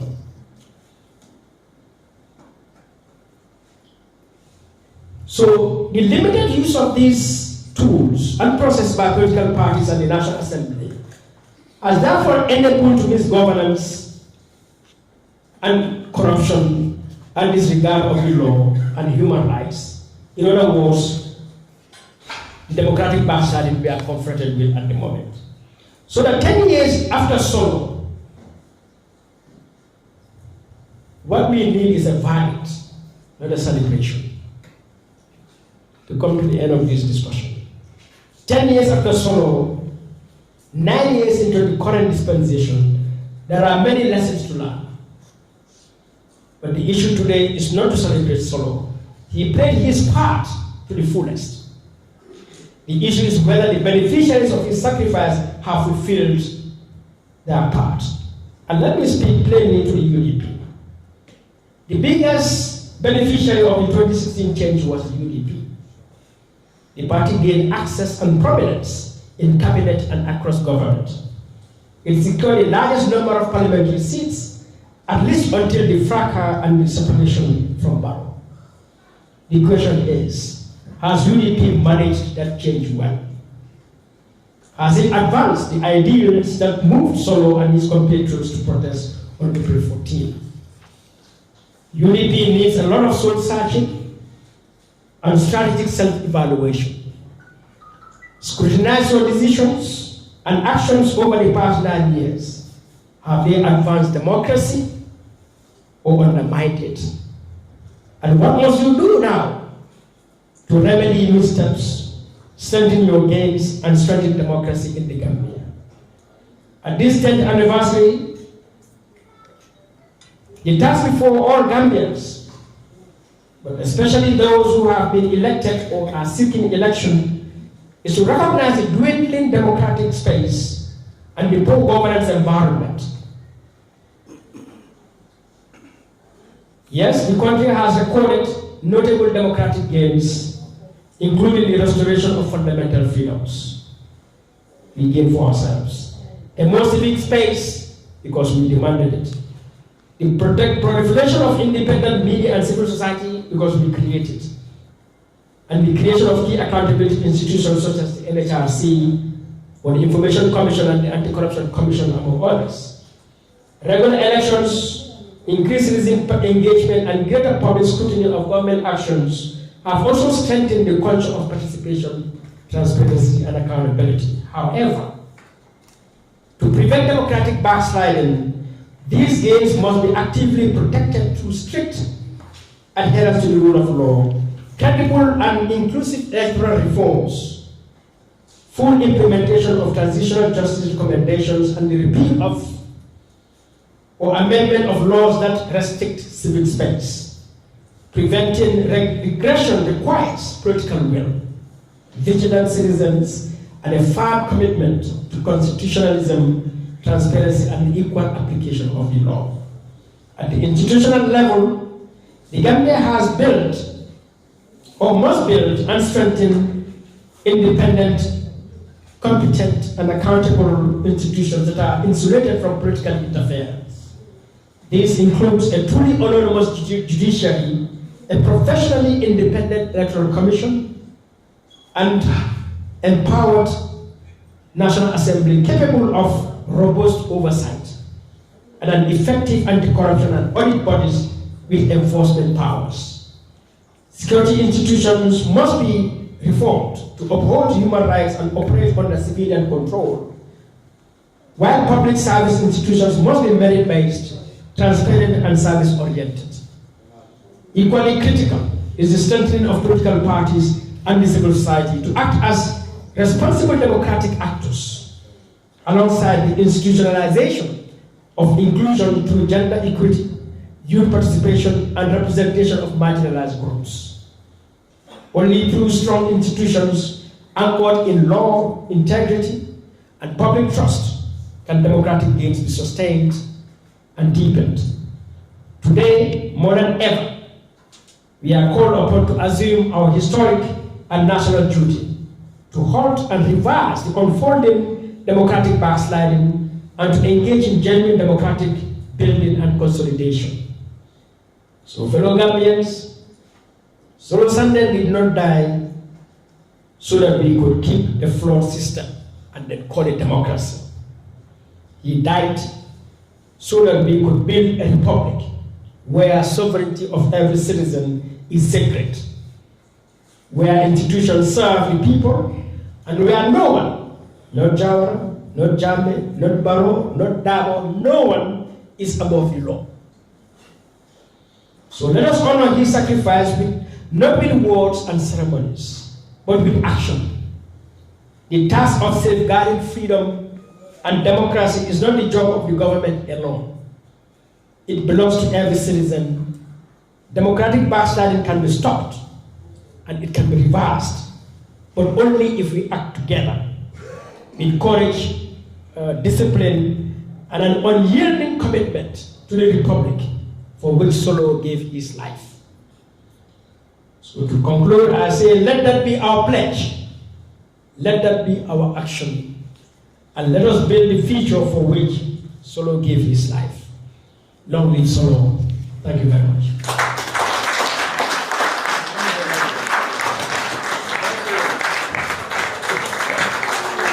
The powerful conclusion is democratic backsliding can be stopped, but only if we act together. That's a very powerful quotation. Democratic backsliding can be stopped, but only if we act together. Now Gambians are ready, inshallah. 2026 December will be acting together.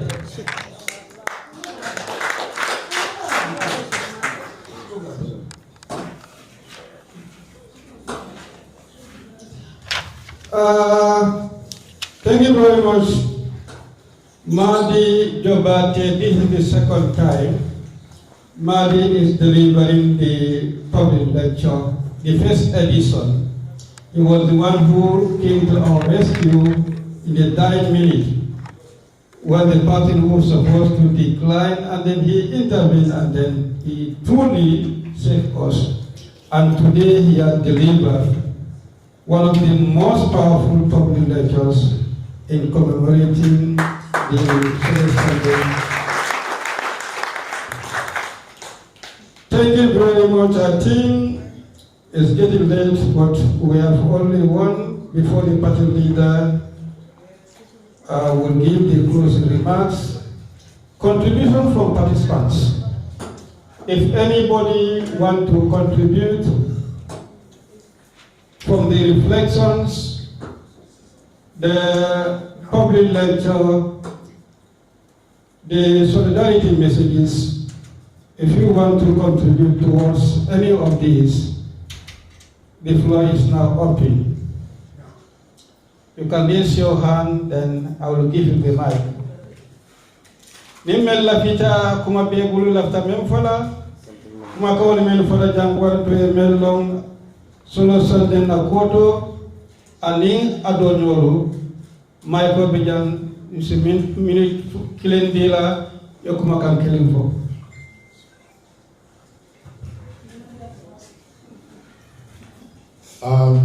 Assalamu alaikum to everyone.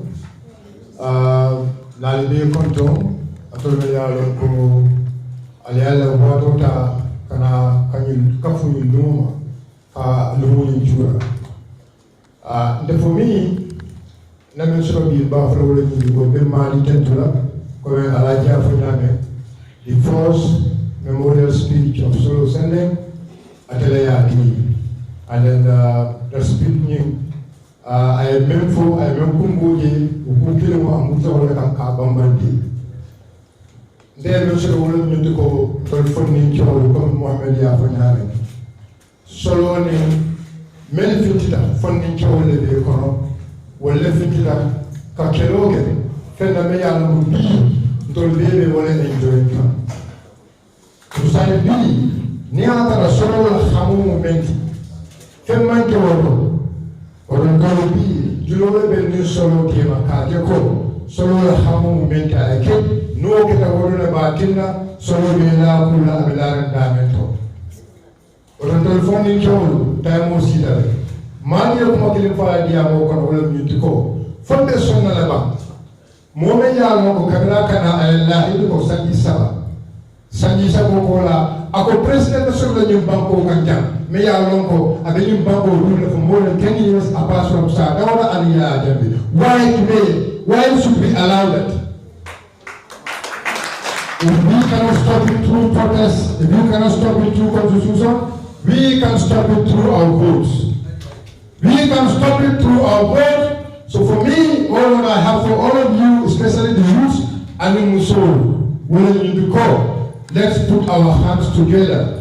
We fight against tyranny, we fight against police brutality, we fight against anything Mayor Alonso is going to put our democracy slow. So I am telling each and every one of you, from today, let us all decide that no to Tan, no to President Barrow, no to any leader Mayor Alonso is going to overstay in power. Thank you. Thank you very much. I want contribution on the reflections and solidarity messages as well as the lecture given by Mari Jawate. They might share, if you want, you can put your hand up. Bakari Njai, 1 minute. Give him the mic there. Okay.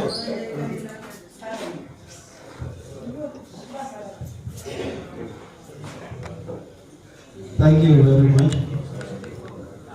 High table. Our guest. I'm going to himself flag on it. No more. That is B. Natara jam B. But jam natara jam B. Ali ke la mo kuma kamala. Media lonko. Borana. Parti dol buru ben ya lon ko manke UDP o ya itani la ko bi mu Gambia la lu ngolti just jobate be nyantal bi nin tata ngalla nin na kullara moy kacha manna jandamma kana ndamay dorom wala mawna jandamma pour ngata kasi hoteloto kaming katomorol natale komi aya funya men sanji tankola birin solo banta menkan akedale bang fo anyanta sanji tamusilal halibi mbew ko kilima la fala ba Gambia nolu nyin silo alinga ko be landi ngay Gambia jibe fengo fembe nyim bannola banku dingol yela banku ya soto kadu institutional le sotota men ka democracy bambandi bari ye lole bari ike useless jorangoti pour ka democracy famoti nya kotengi andung ate bono la meni ba practice kan te jikino la ka woliya bondi ntolle fangol ben responsibility tala même ba bondi la ngalonne oto alinga to nya fo nyoye ngoke ay ba nyin dam male sa banno oto inshallah nyin sango bandula nyin ko manyan na fola kotenkim nyanta ku dole fola nyanta solo celebrate lal ngaje ko afata men kan wala be kering ala baraka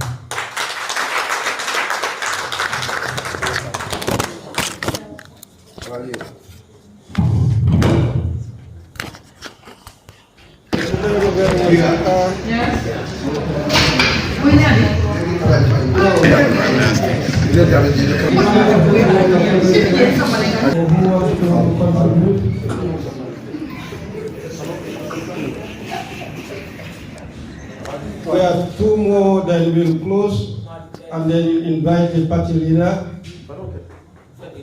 What is it?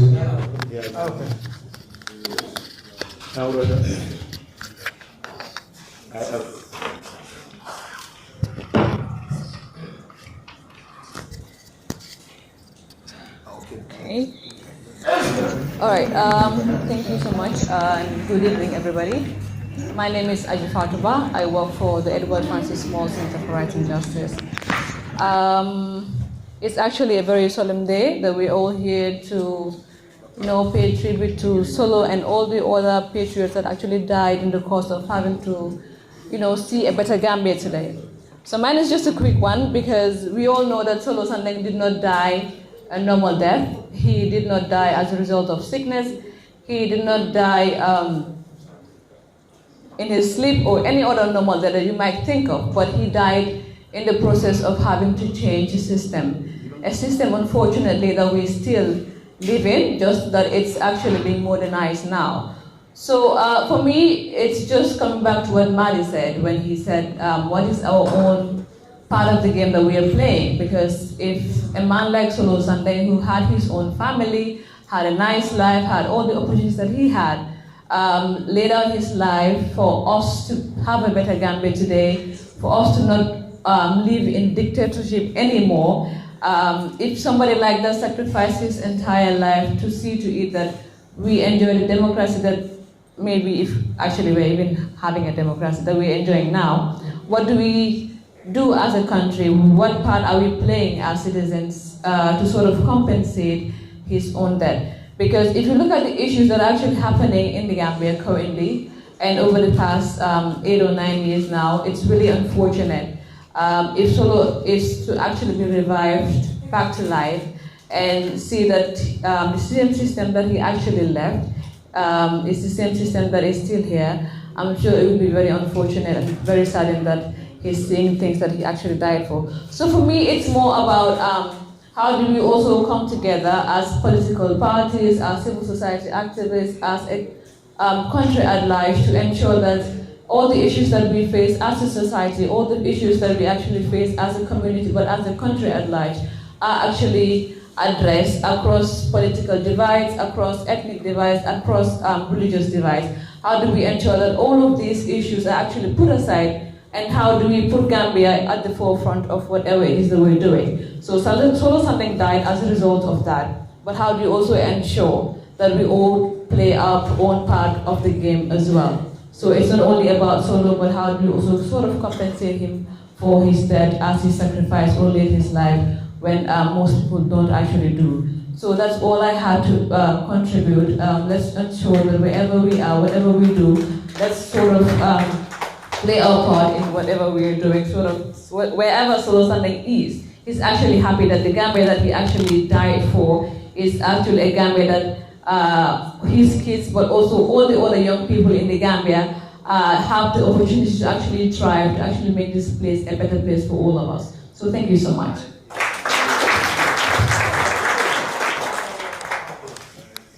Back to you, Alaji.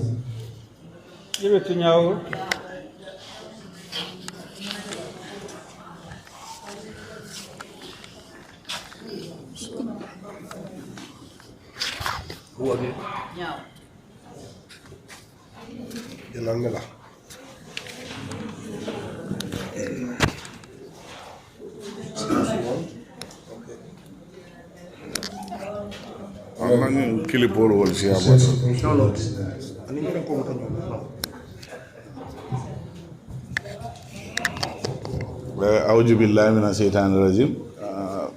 Mbe mobe tentula mbe mobe jayla.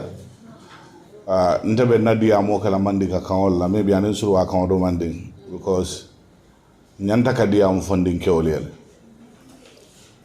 Ni nyinin karo ni yamaro bita funding kewol la kan tol lafta munela Muhammad ya fala di amo kono janna ku ma batar.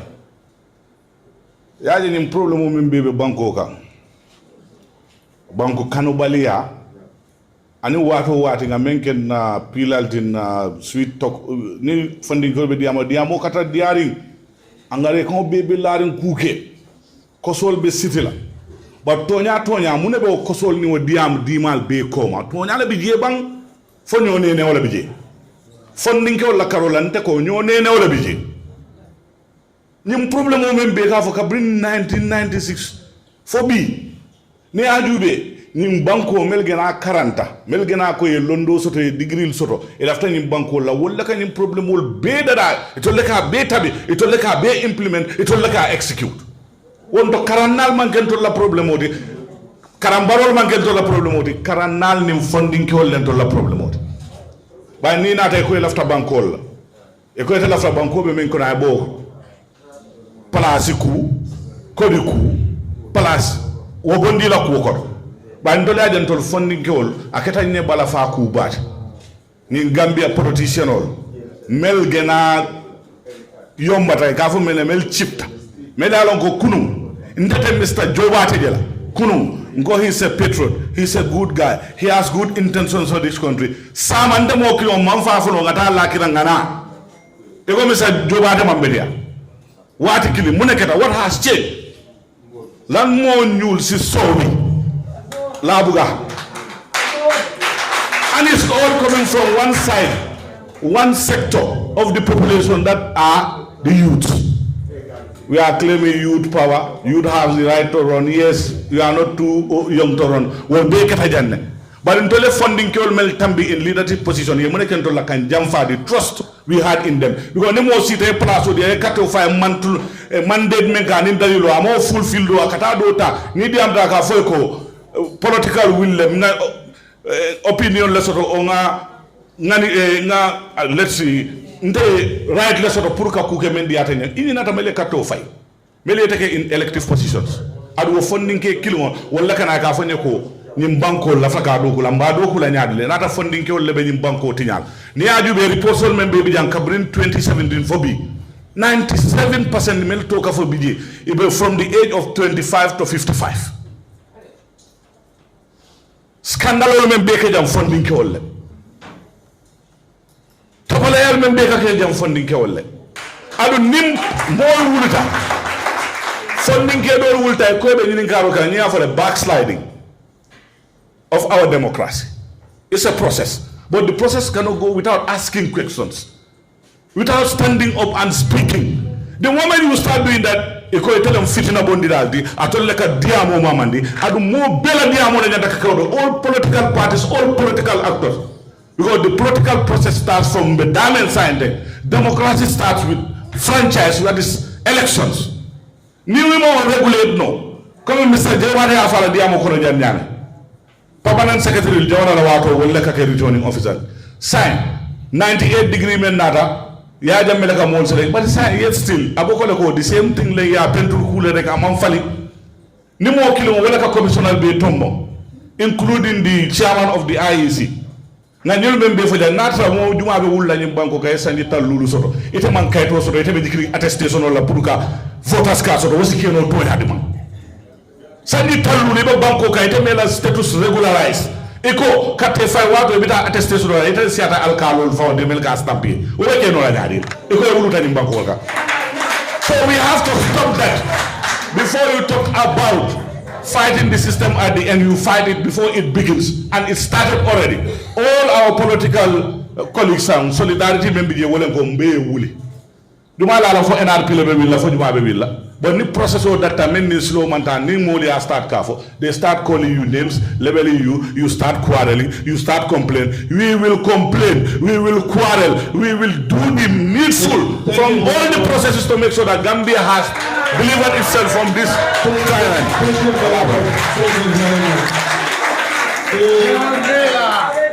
Next at the corner there. Thank you. Now it's getting late.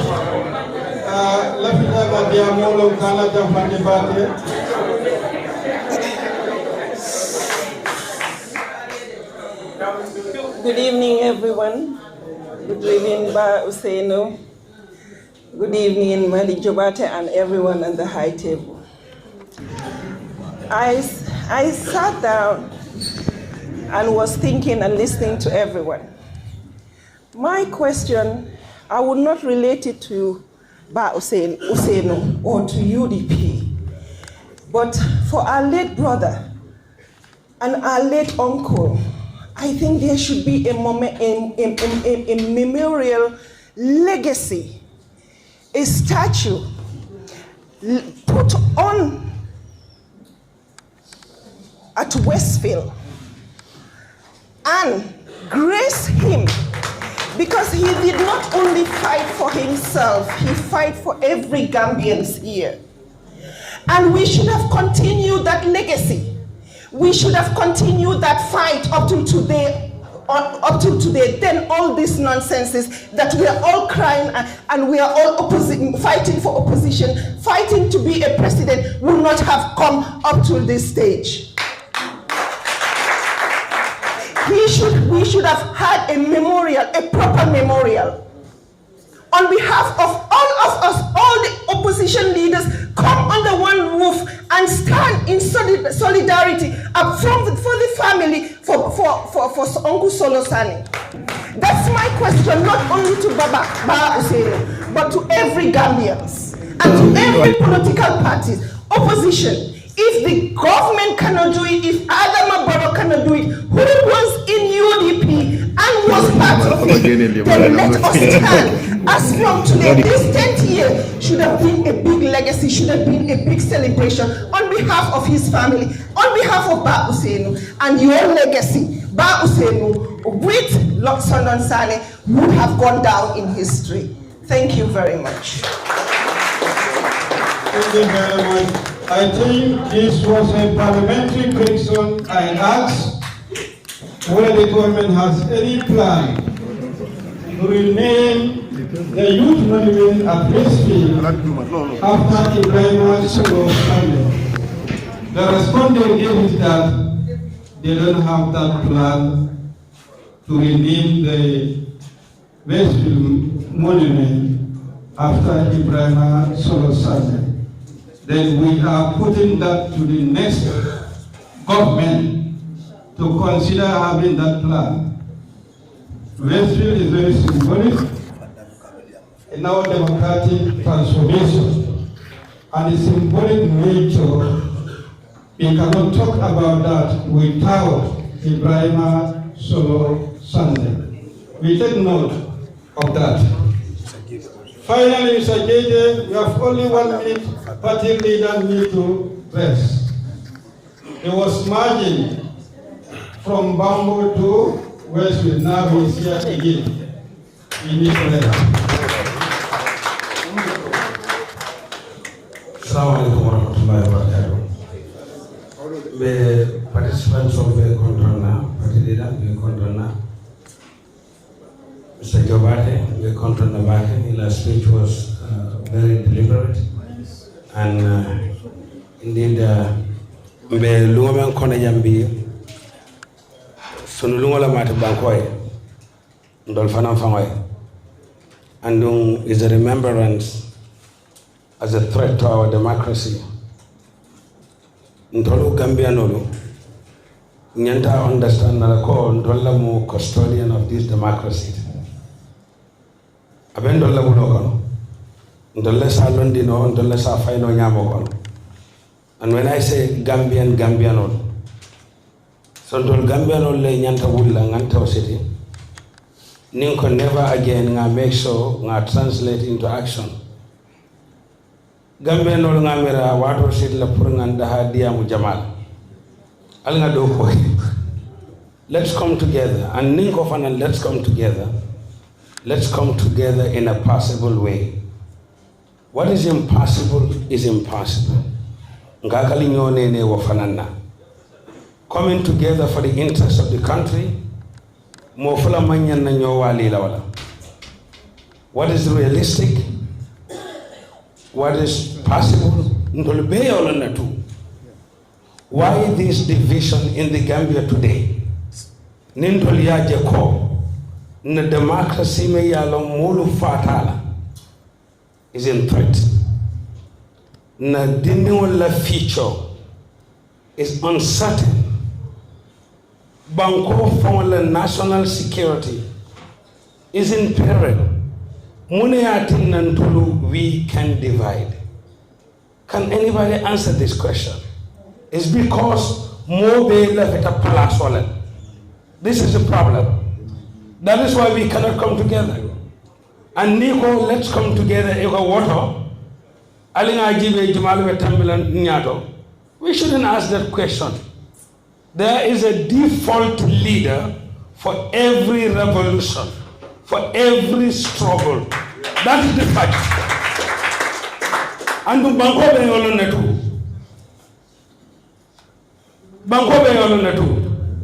Mune yatin nante bulala onoma. Leftamen nga soton di Banko kan. But niko ko alibula alaji usenu noma. Is every Gambian's right to stand for presidency. That is your desirable right, but it is not the interest right of the country. Can't all understand?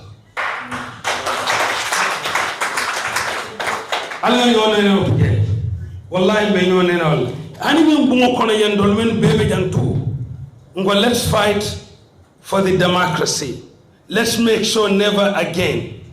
Can we all pledge that we will stand behind this old man? Can we do that to rescue our country this year? And if not, why can't we do it? Why? Kuma mi ba fola anyanda fudale sondo mo konale. Kila ko nyenne ko inna Allah la yanzur ila suwarikum wala ila ajsadikum walakin yanzur ila qulubikum. Allah does not look to your appearances, to your shape, but he looks at what is in your heart. Because we really want to fight for this democracy. Wallahi, we will prevail this year. There is no reason why Gambians cannot come together and rescue our country. That is my call and appeal to every Gambian. Thank you very much. That's the last contribution from the floor before I invite the party leader to give the closing remarks. Mr. Jubate, can you add this to the history? Unity did not only decide on the 16th April morning to go out, but also the leaders would go and then the deputies would stay. That was a courageous move. I remember when I arrived from Brikama with my delegation, I was stopped by the party leader at his residence entrance and told me his decision. You people have to stay. We the seniors will go. If anything happens to us, you can take over the party. I said, what? And he emphasized that. Tears started shedding. I knew from that juncture this protest would not end well.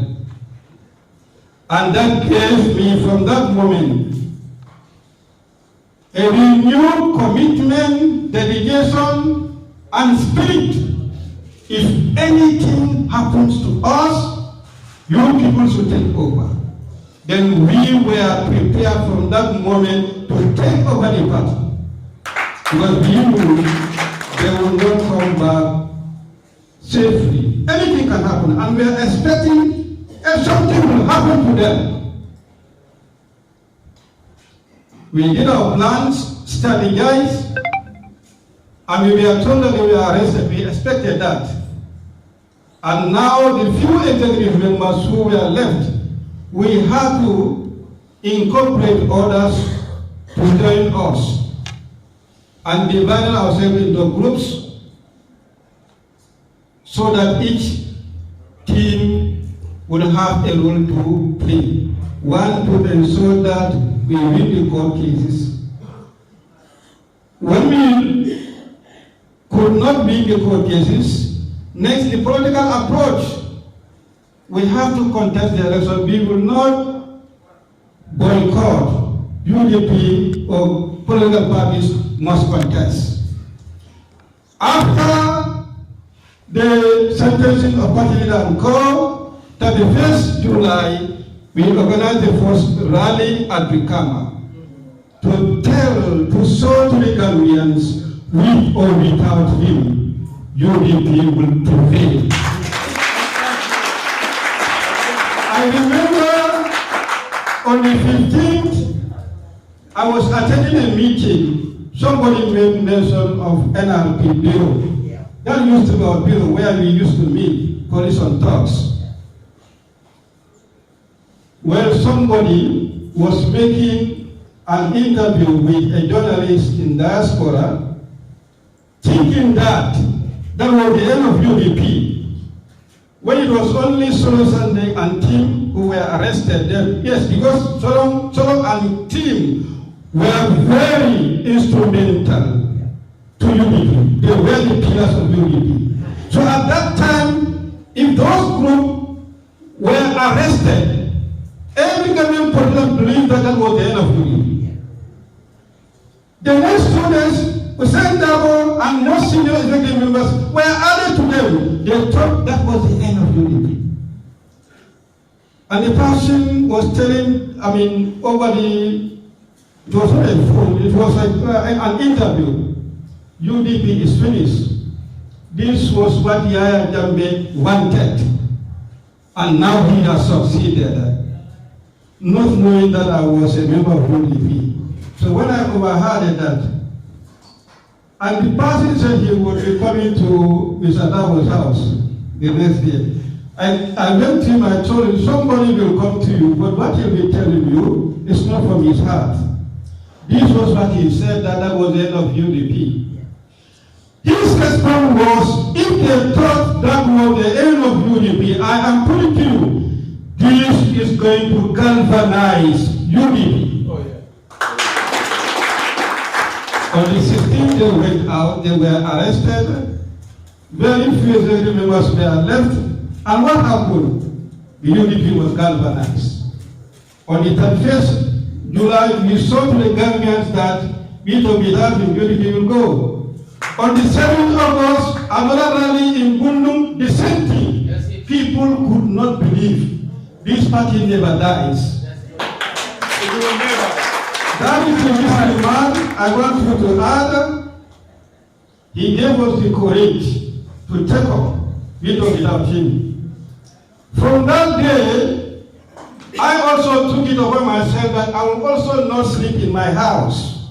If he can go to prison, I will also have my prison here.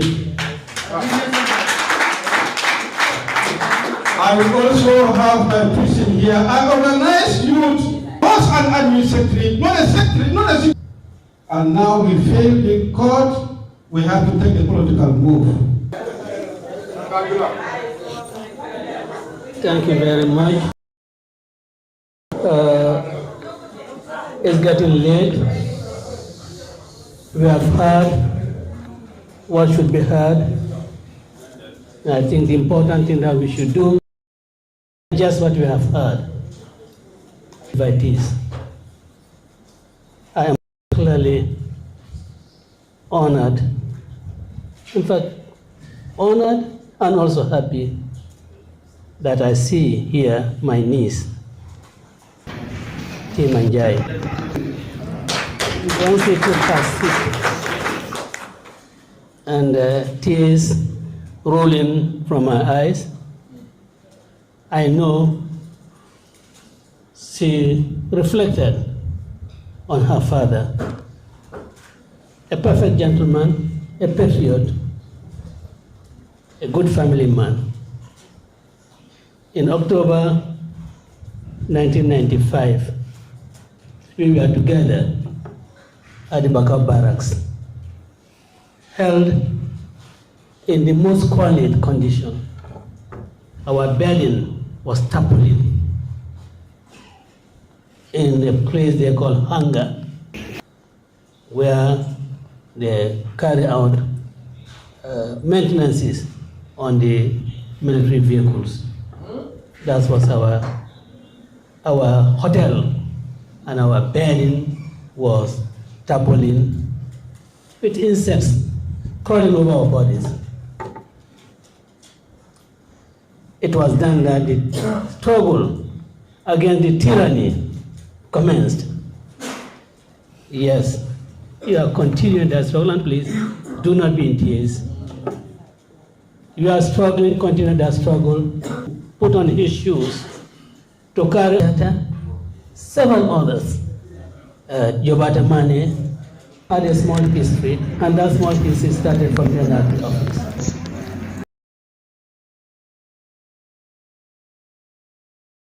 All the parties, inviting them to a meeting to discuss electoral reforms and take the necessary steps to ensure that we do have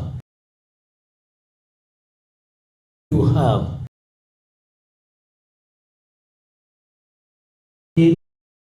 the election on the selection of a legitimate government. To the election on the selection of a legitimate government. Because another political parties, I recollect when they had a meeting at Tango, I had to address them, and I sought permission. In fact, Honorable Amadou was with me, and I sought permission that they should allow me to address them earlier because I was traveling to the provinces for a family matter, and I was indulged to do so. But I'm recounting that your presence here is a testimony to the fact that you were part of this enterprise. Your party was part of this enterprise, and the discussions, the strategies, and everything. Your party was part of it. But then, unfortunately, I don't know whether there was miscommunication, but then it was only Solo Sandeng and Lamaro and the UDP guys who really went into the streets. I believe that all parties in this country do believe that there is need for electoral reforms. I believe all parties in this country today believe that the Elections Act of 2026 is not met by the repeal to 2015. Asking for $1 million deposit for his efforts when he attended a town hall meeting. All sorts of nonsense. He did. That is when he was carted away to the headquarters and subjected to enormous brutality. But we cannot stop recounting history. But the benefit of recounting history should really help us refocus, help us chart new ways for ourselves. We cannot, as they say, continue to cry over spilled milk. We should do something positive. There's a call to action. And as Madi has said, we must pledge ourselves to do something for this country. We cannot go on blaming Yahya Jammeh for the ills of this country. Yahya Jammeh has left. Now the responsibility is with the current government and ourselves. Whatever happens now cannot be the fault of Yahya Jammeh. What happens now is our fault and the fault of a government that we installed. And we must give ourselves the opportunity to really do for ourselves what we need to do for this nation. I am glad that other political parties are attending this occasion. I'm glad that they have not seen this as a United Democratic Party issue. I'm glad that they are seen as a national issue. And that spirit of nationalism must continue to guide us in all our actions, to guide us in our political decisions. We cry that the institutions are failing. No, the institutions themselves are not failing. It is those managing those institutions that have failed and are failing. Because institutions are as good as those who are managing them.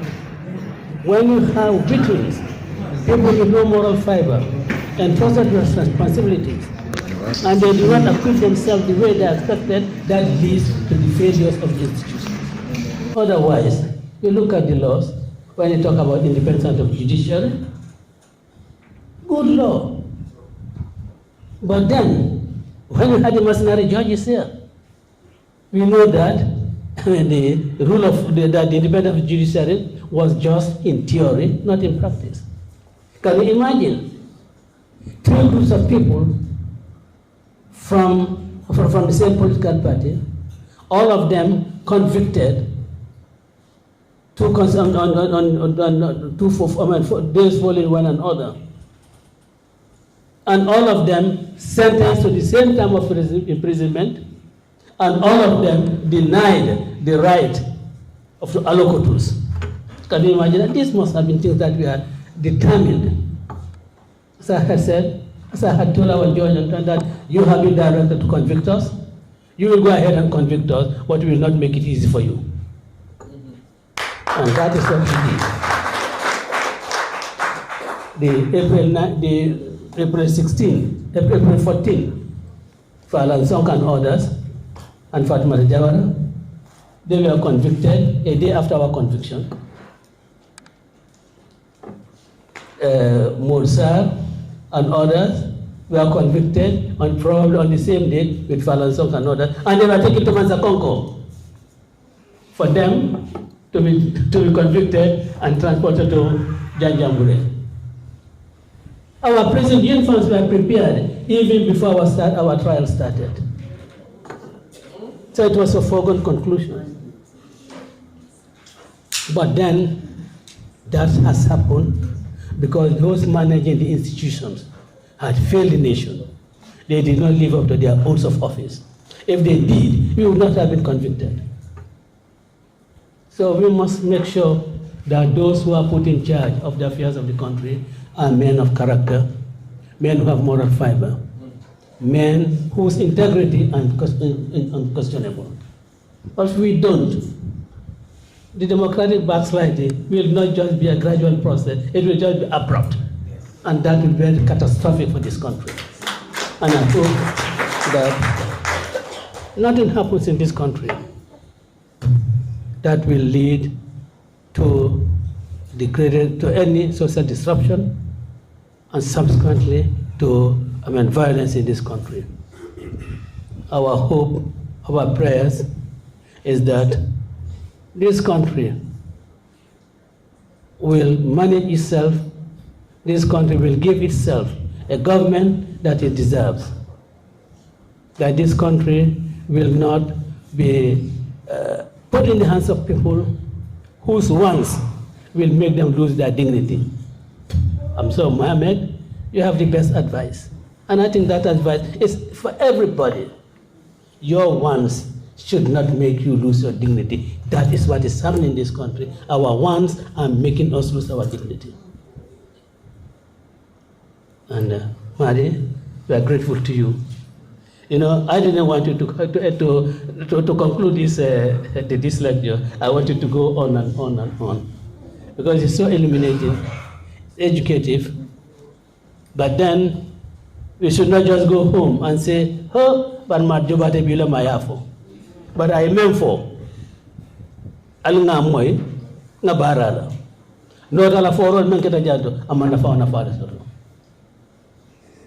And I want to thank the organizers of this wonderful event, and that hopefully next time, 14th April, which will be the 11th anniversary of Solo Sandeng's demise, we'll celebrate it probably on the very spot where he was arrested. Today, I took the procession to the very spot. That this procession will be meaningless if you don't go to the spot where he was arrested. And hopefully, in the next coming years, there will be some landmark things placed in that area, so that everyone knows that this is where the Gambians gain their freedom from the, as Madi would say, from the teen dictator, from the teen pot dictator. Certainly, and thank you very much and, for your attendance.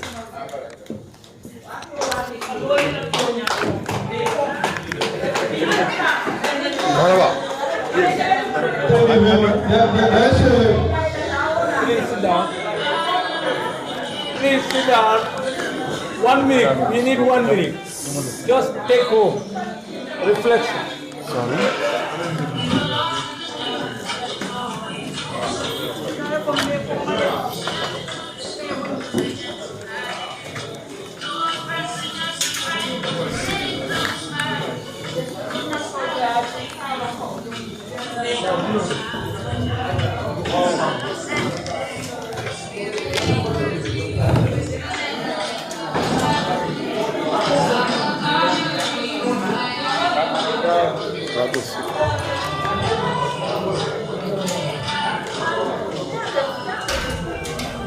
One time.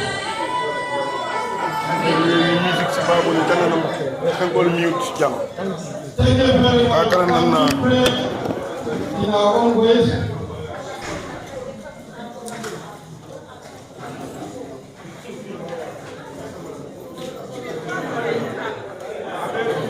Amy, thank you very much. Marty Jobate, party leader, and members of the high table.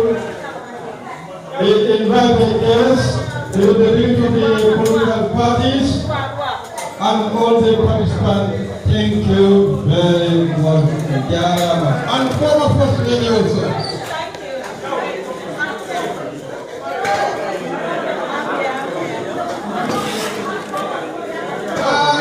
Can we have photograph, please? A photograph, please. Yes. Yes.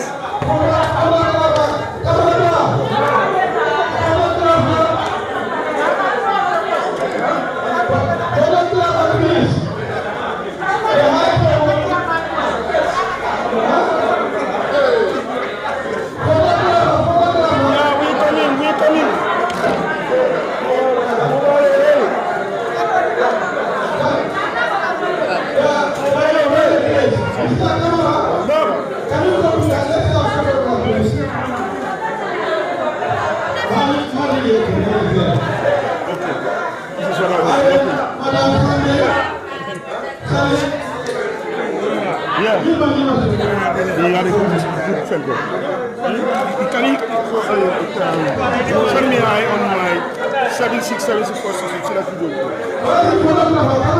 Yes.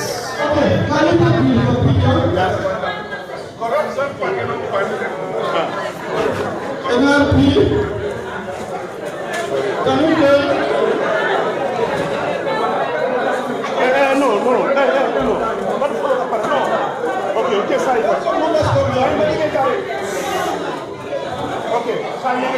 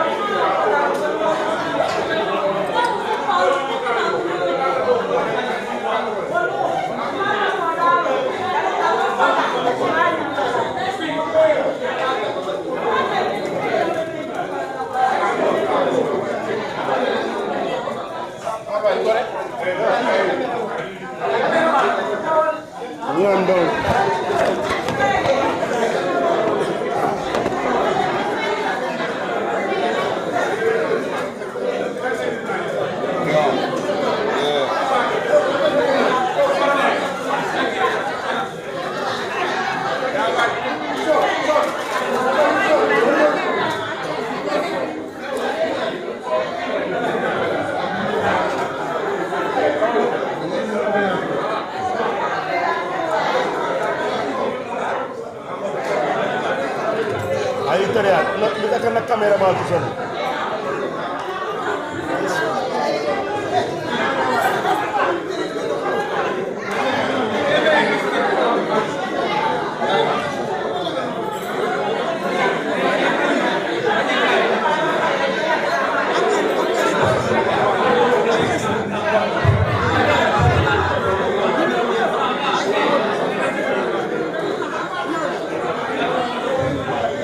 Thank you. Very good. Excellent obedience to your business.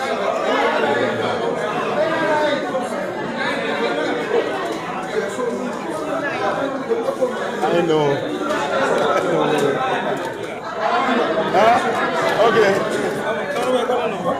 767646.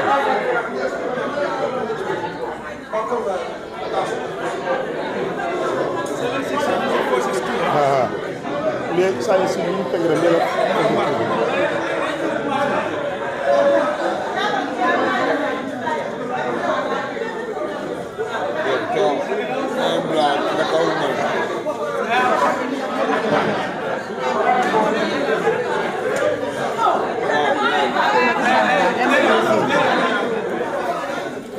ñu mel ne daal taal bu gën a selfie la de ok dol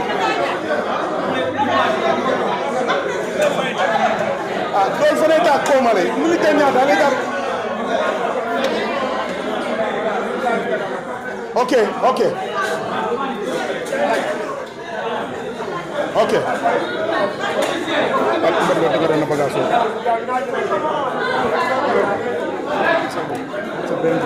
thank you Mariata ma record dina na ma record ya ma ma kala ka record ka tarde sot le lay ka record after na sot pengo de ko lam pam kala ma yar pam kama botu no ma that was a very good but mi da kutula life in corona na but mi nga ta am sama wala ka mo point that's like direct moro mara success bari atana bin sama atana wala ya bo life sam bindo am dama bundu ne bari ale ngol jam agiradi kotar ifama du ani de tamaram Sangkai, angam rami close lagi, kita bandar untuk kuning, alfa di sini rami nyata.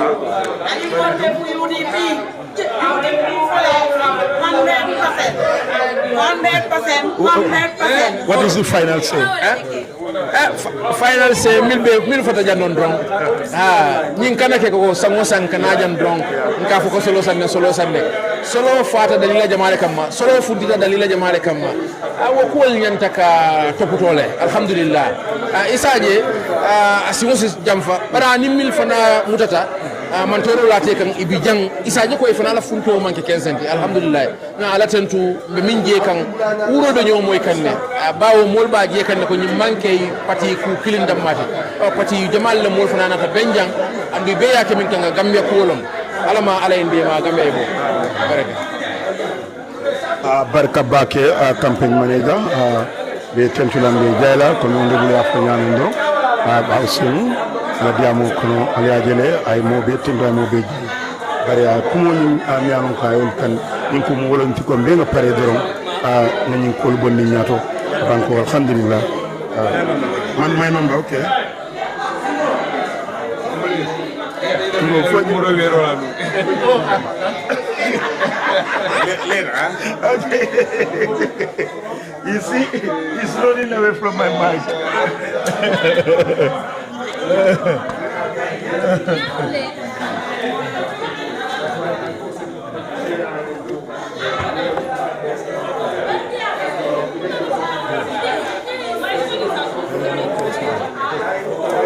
That's all.